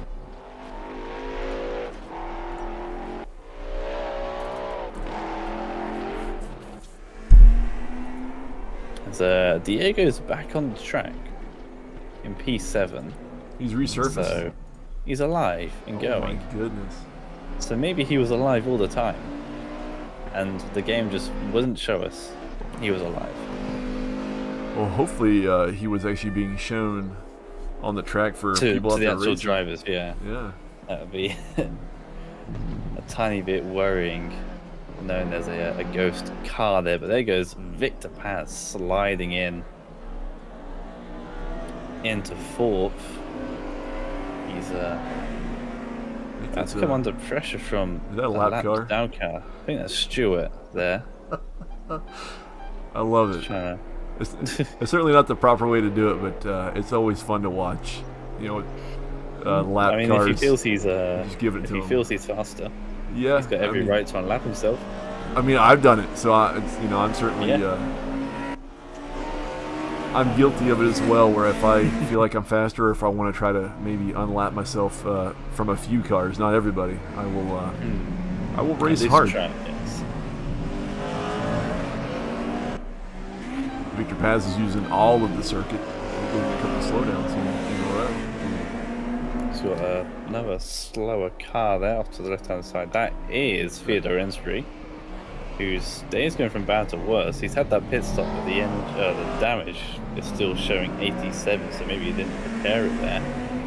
Maybe he's just coasting it around. Obviously, a DQ or a non-finish is going to severely hurt his rep and rating a lot more than it would if he just finishes in a lowly position. So maybe that's what he's just trying to do. Hooton in the pits once again, appears to be floating the front axles. I'm not sure what's happening there. He's taking some front tires, it looks like. He's out, he's away. There he goes. So Theo Lupu's come through the slight hairpin. I wonder if he's going to jump in. He's got, what, about 30-second lead on Ramiro at the moment? Yeah, Victor Paz, when he came in, was just 2-3 seconds behind Lupu, and has now come out, well, plus 30 to Ramirez. So it must have been a mega stop that Perez did. But this could be the one benefit to the Mustang, along with the straight line speed. Maybe it's just super good on its tires. It's done 40 minutes here. Right. Another 20 minutes seems somewhat audacious compared to what we've seen with all the other drivers, but maybe you can make it work.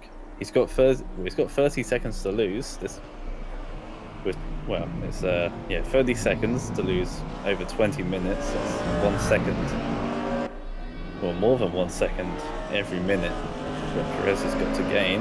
I mean, maybe this is the alternative strategy is just to conserve tires and not take that stop.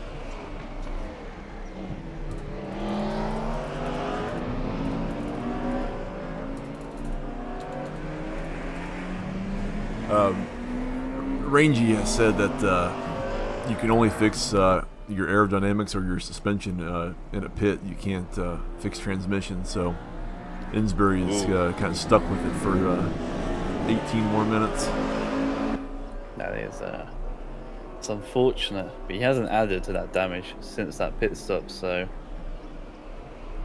seems to have found a way to manage that issue. But yeah, he's going to be, well, he's worryingly close to just breaking it, so you are going to naturally back off because you know if you push too hard and start adding that wear, it's going to go.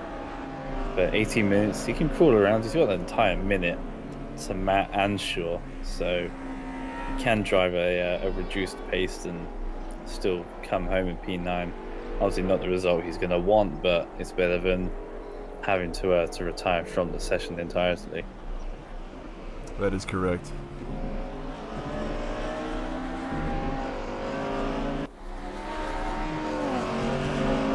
Victor Paz is he's going for it in the second chicane here on Luke Filippone.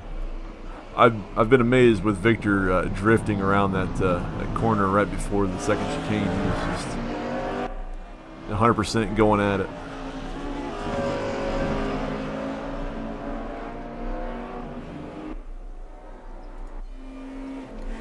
That Mercedes sure does like a bit of a slide. Obviously, all the cars rear-wheel drive here, apart from that Audi. Benefits from a lovely little bit of a four-wheel drive, hence why they are so quick in the first 20 meters of the race. From a standing start, they just launch off the line, and there's not a lot that anyone else can do about them. Maybe that's a slight downfall of the car elsewhere along the race or along the track, but they are in second, third at the moment. There's two Audis and possibly Romero Perez going to the lead if Fialupu makes that stop. That gap is still 29 seconds at the lead. Romero Perez has not made any indentation whatsoever, really. Maybe a couple of attempts, but nothing sizable. Not the second he needs to be making. So maybe this is an alternative strategy from Fialupu, and he could make it work here, I think. Yeah, I would say probably by this point he's going to go all the way if he's managed his tires well enough, and I can only assume that he has enough fuel. I would have to guess that all these pits that have happened from everyone else have been probably tires only and no fuel. So if he's managed it well enough, then he might win this with a 30-second lead, but we'll see. Yeah, 16 minutes to go. It's certainly not impossible there. I think, yeah, like you say, everyone here is just going for the tire stop. I think fuel is not an issue for this race, so we'll wait and see what the outcome of that one is. But we are looking at Paz, who's looking to the outside there, defensive from Filippone. Auto director just shuts the door in my face and switches away. I love it when that happens, but Filippone's got a good run. So he had it at the beginning of the chicane and then side by side there at the end of the chicane, but Victor's slid right over in front of him and has it for the time being. Prevails for now. We'll see if that Audi can fight back or not. See if that little bit of damage at the front isn't going to be helping their pace all too much. You can see a bit of a slide there. The four-wheel drifts are common in these cars.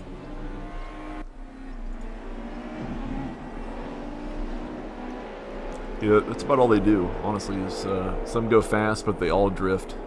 And if you're not good at drifting, then you probably won't be that great at this car. you have to drive this with a style of just throwing it into corners. And if you can't do that, or if you're not good at that, then you won't really, you won't make it work. Yeah, it's an acquired taste of the car. It either works for you, and you can fling it around rather quickly, or you're just going to hate the car and you'll just switch back to two-wheel drive because it's quite frankly easier to deal with. We aren't rallying here, so why do we need four-wheel drive? But that's what they thought of 1992, and it somewhat works for them in period. So fair play for them to try. I actually don't know who won that season, to be honest. I'm assuming Mercedes, but I could be completely wrong. I am going to Google it. So I don't know, so your best bet's Google.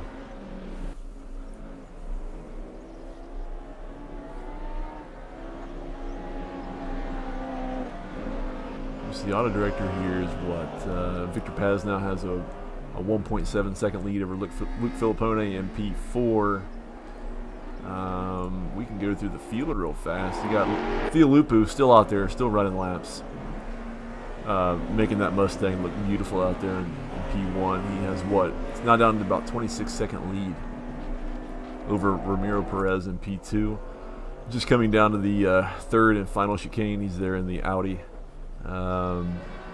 Really nothing for him for this race other than being out front, taking a pit, and now about 26 seconds behind, 27 seconds behind Theolupu. We're going to go down from him. What? You got 31 seconds from Ramiro Perez to Victor Paz here in the Mercedes. We've been following him for a little bit. He's starting to pull away from Luke Filippone, as I said. It's about almost up to 3 seconds now. So Victor's hard charging. Luke maybe a little bit, a little extra slides. Maybe some aerodynamics from his messed up hood. His grill is a little bit trashed, but hey, it's an Audi. It's still beautiful. I've heard. What we have from there, Luke Filippone at P4. Then you go down to the old Tic Tac, old green and white. They need different colors. It probably didn't happen in real life, but like I need an orange and a white one. That's the better Tic Tac. You can fight me about that. But you got Derek McCord here. What's he? He's only 3 points. No. I'm sorry. I'm looking at all this wrong. He's 25 seconds. 25 seconds back in P5 from Luke Filippone. We'll go down real fast. Emery Anderson here, P6. He started P1. I think he dropped down to maybe P11 at one point. Pit stops have happened. I don't think he's pit either. So it seems like the Mustang, if you can manage everything, have enough fuel, you can probably go with no stops. And I'm assuming with 11 minutes to go, either he or Theolupu. But as I say that, I jinx him, and he just goes out into the gravel, taking the scenic route. Diego, who was invisible or gone for, I don't know, probably about 15 minutes. Seemed like he was just out of there, gone. He was hanging out with the stewards, maybe get a sandwich, a little drink, I don't know. But he's only about 18 seconds back in P7. P8, Jeff Hooten, he was up in the front. He's had a few issues, had a few offs. Down here in P8, where is he? About 38 seconds back from Diego? No, yeah, maybe. Or 17 seconds back? I don't know. I can't read this stuff anymore. Theodore is 93% transmission damage, so he's in survival mode. He's turning everything off and trying to coast. He shouldn't even shift. Leave it in like second gear and just roll around. By this point, he's got what? 10 minutes to go. 7% of his transmission. It might fall out the back. Who knows? But he's here in P9. See if he finishes. Matt Anshaw, P10. He might be a lap down by this point. I think he is. Same as Stuart Marshall in P11. Fernando smashed into the wall at pit entry. He is gone. Zoltan, I forget what Zoltan said. He's actually in the chat somewhere. He crashed by himself, and he is out. And there's your 13. But Theo, it's now down to 22 seconds. So Ramirez made a little bit, but I would have to assume that he will still be there unless something drastically happens to Theo Lupa. He should probably be P1. If he makes a pit stop now, then he's really crazy. But who knows? Yeah, it might be a little too late there for Romeo Perez. He was 2 seconds quicker on that previous lap, but only 10 minutes to go. It's the tires may really start beginning to fall off on the Mustang. Yeah, he's just got a coast at home, does Lupu. He does have that. It's a 20-second gap. It's quite impressive. After my little Google, it was a Mercedes 1-2-3 in the championship, followed by BMW in 4th. The first Audi finished in P15 in the championship after the season, and the first Ford Mustang came in 23rd in this season. It was dominated by Mercedes and BMWs in real life. That's awful. No, I'm just kidding. So interesting that the two quickest cars here, the Ford and the Audi, are doing a due service to the less successful real life counterparts. Do you think that's just how they're? I won't say programmed. Do you think that that's just how they are in the game? That they're juiced up more than they were in real life, or or what? I mean, there's certainly a possibility. Maybe just the way each car handles. It could even be down to who's driving them. Who knows? I mean, that Audi surely has to prevail in with the four-wheel drive that it has. Maybe that wasn't so useful in period. Maybe it churned up its tires too much. You know, maybe there are other issues. The BMW would have done well for sure, along with the Mercedes for DTM tracks in Germany back then, because they were short, narrow, and twisty. Hence why you don't really need much four-wheel drive, and you don't need a lot of power from the Mustang, because the tracks they went to weren't really inviting of that. The only one I can think of is Norris Ring, which is literally a straight and a squiggle. I'm sure the Mustangs did well around there, but everywhere else is so tight and fizzly that I think in real life you just need to chuck it around the car, or chuck the car around the track, which is basically what you do in the BMW and Mercedes, because they're so light and so small. You chuck them and you hope it sticks, which they sometimes don't, which is worrying.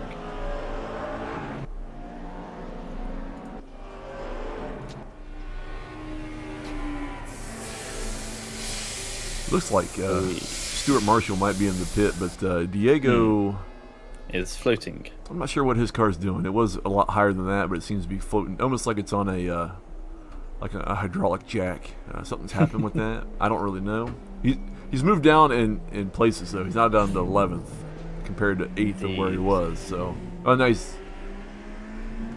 It's saying 11th for me, and I think he's going very much out of the race. Stuart Marshall has got a drive-through penalty for speeding in pit road, which is easily done. Theodore Rensby's hit 100% on his transmission. I don't know what that means.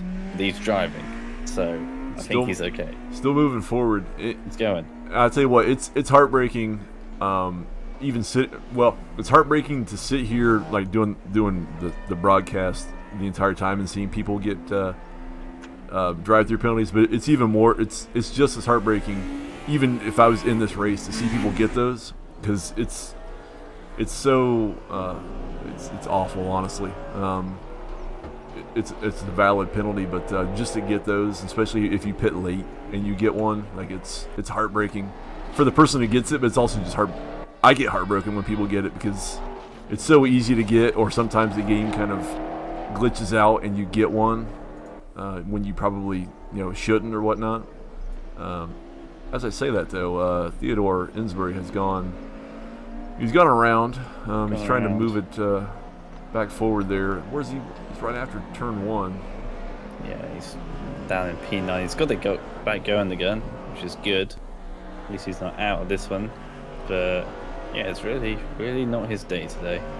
His name grayed out, and I got a little scared that he was completely out somewhere. But he's moving once more. Yeah, 5 minutes ago, I'm sure he can make it. Gap for the lead has halved. It's down to. Oh, is he gone? He's off my screen now. He's gone. Yeah, he went way to the wall after Yeah, where did he go?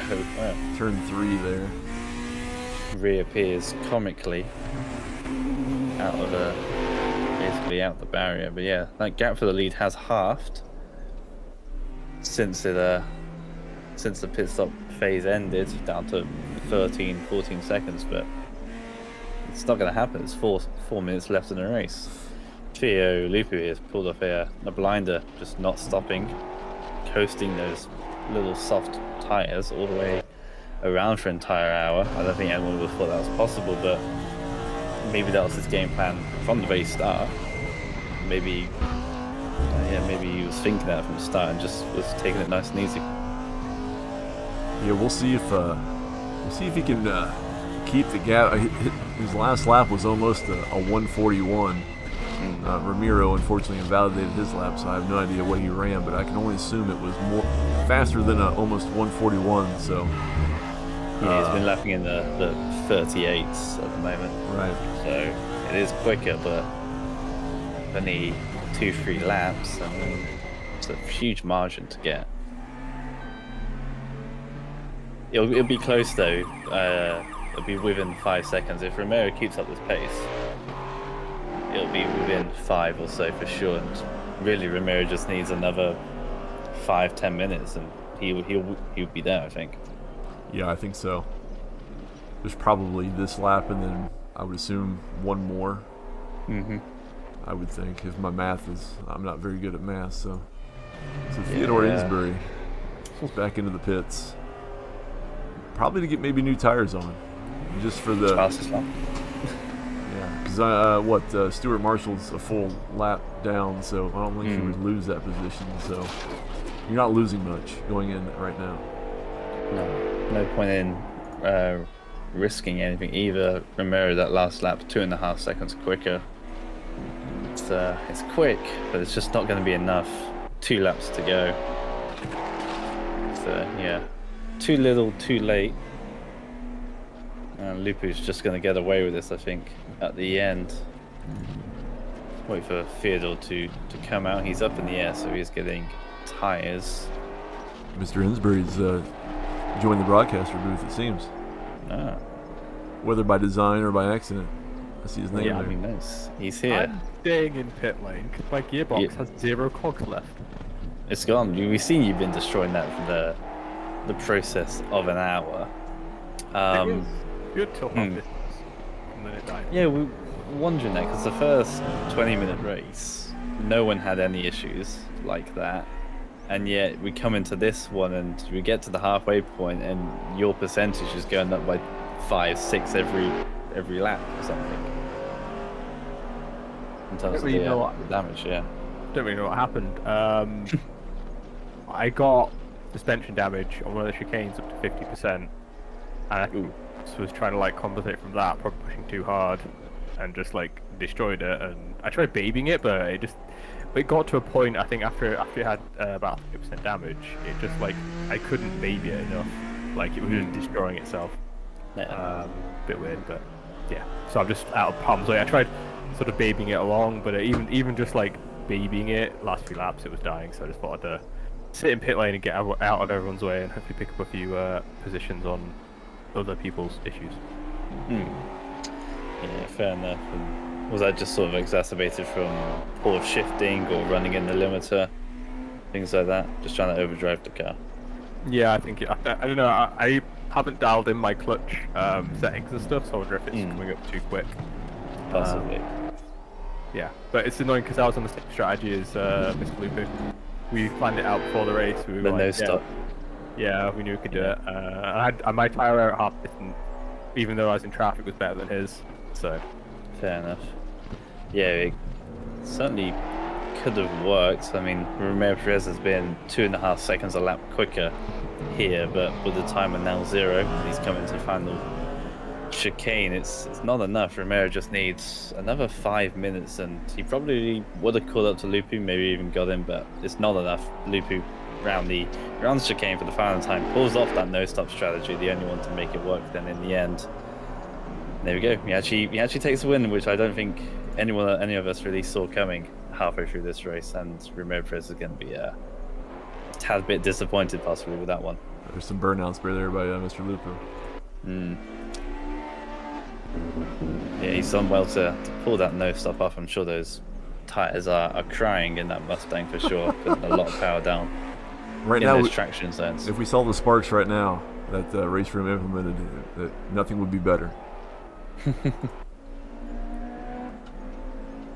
Yeah, these cars not so sparky like the 95 variants, unfortunately. Do like a little bit of a sparky shower. Victor Paz will take P3 though. In the end, he did well to progress through that one. Oh, it's ridiculous. Lupu's having a fun time.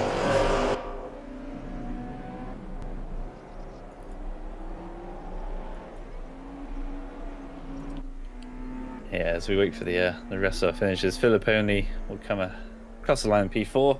Little lonely fourth there. Same with McCord. There in P5. He'll be happy that one, I'm sure. Was battling for quite some time in the first race and a little bit into that second race. But does finish 20 seconds off the back of Filipponi and 50 seconds ahead of Emery. So pretty lonely race for Derek McCord there in P5. It should be pretty good for his rating and rep though to come ahead of Jeff Hooten and Theodore Insbury. I mean, I don't have all that in front of me, but I know Jeff Hooten's pretty high, and so is Theodore. So Derek might reap a little bit of the rewards there for coming in front of them. Yeah, a little bit of profit then.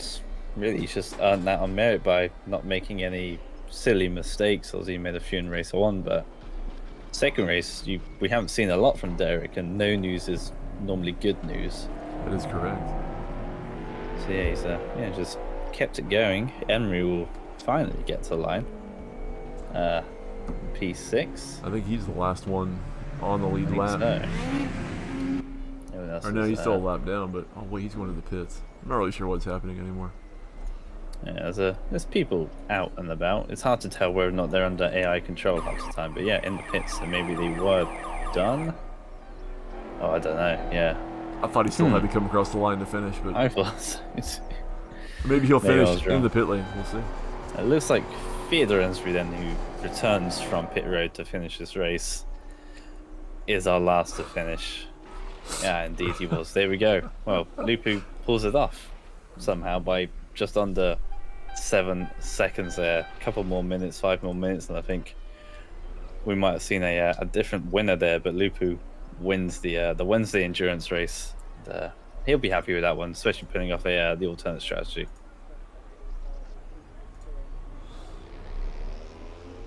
Dom, it's been a pleasure to do this with you with your professionalism. Likewise, this is good fun. Have a bit of a yin and yang here. Yeah. A little bit different, and yeah, welcome in the box anytime. I'm sure there'll be combos in the future where we both equally don't like him, so I'm sure the duo will return. There you go. Yeah, for sure. Anytime you want to do it, you let me know when either one of us are racing, like you said, and we can make it happen. It's fun. It's fun to talk with someone the entire time and interact with everyone and watch some good racing. So I'll end my stream here in a second, but I'll let you go to end yours, and you sleep well over there. Thank you very much for doing. Yeah, I'll see you possibly for Friday, hopefully. Yeah, I'm hoping. Yes, hopefully. So, if not, then we'll see you on the next time anything happens. Indeed, it's been a pleasure for the North American people. But I'll be around. I'll see you guys on track soon, I'm sure. Yes, sir. Have a good one.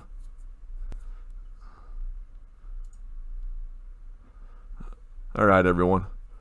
We've left Dom. It's just me again. Thank you for stopping by. Hopefully that was all great. Dom does a lot better job at broadcasting a race than I do. So hopefully that added a little spice and a little enjoyment to everyone watching here on Twitch. Some great racing there for the 20 minutes of the first race, and then for the 60 minutes of the second race. Theolupu pulling off a no-stop strategy, so held those tires out very nicely. Had enough fuel to the end, and finished with about 8-second lead between himself and P2. So fantastic stuff. Those the 92s are they're tough. Some people can drive them, obviously. I am not one of them, so they're very tough for me. They need a special touch. They're very twitchy. They jump around a lot. They drift a lot, as you saw.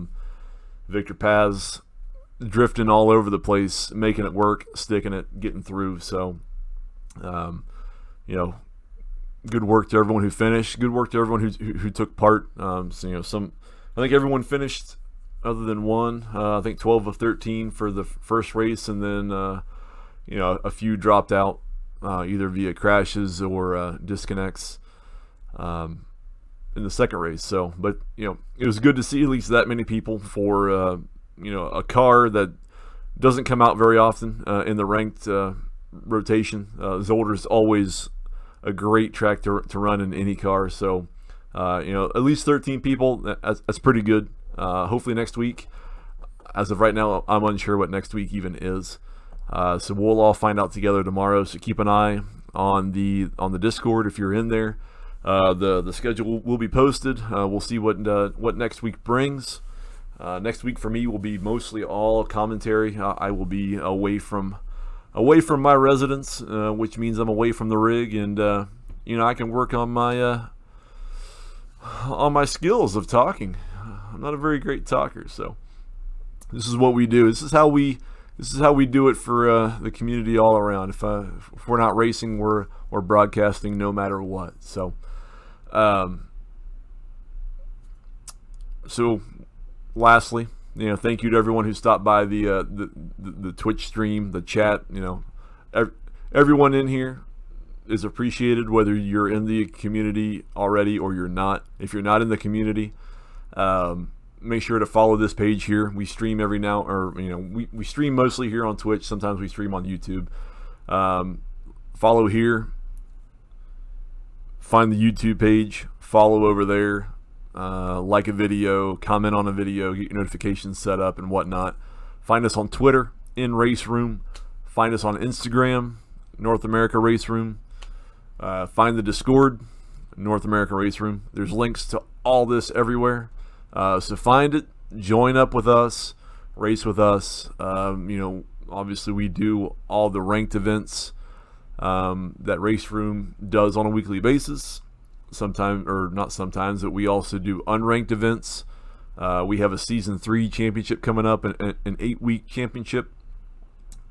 That details will probably drop tomorrow. Signups will probably happen on Friday. So if see what the information is. If it interests you, sign up for it. Be in the Discord to see all that. And find us anywhere and everywhere. And if you're on something that we're not, let us know, and we can maybe get on there too. We're trying to promote not just our community, but RaceRoom participation within all the Americas. So Canada, North America, South America. So if you're in South America, join up on our community, because we race obviously within the Americas time zone. So even though we're the North America RaceRoom, it's open to anyone, everyone, people in the UK, Australia, wherever. Join up, race with us. We try to make it as much fun as possible. We try to be clean, we try to be fun. We really just try to have a good time, a great time with whatever we're doing, ranked or unranked. So find your way. We obviously stream 99% of the stuff we do.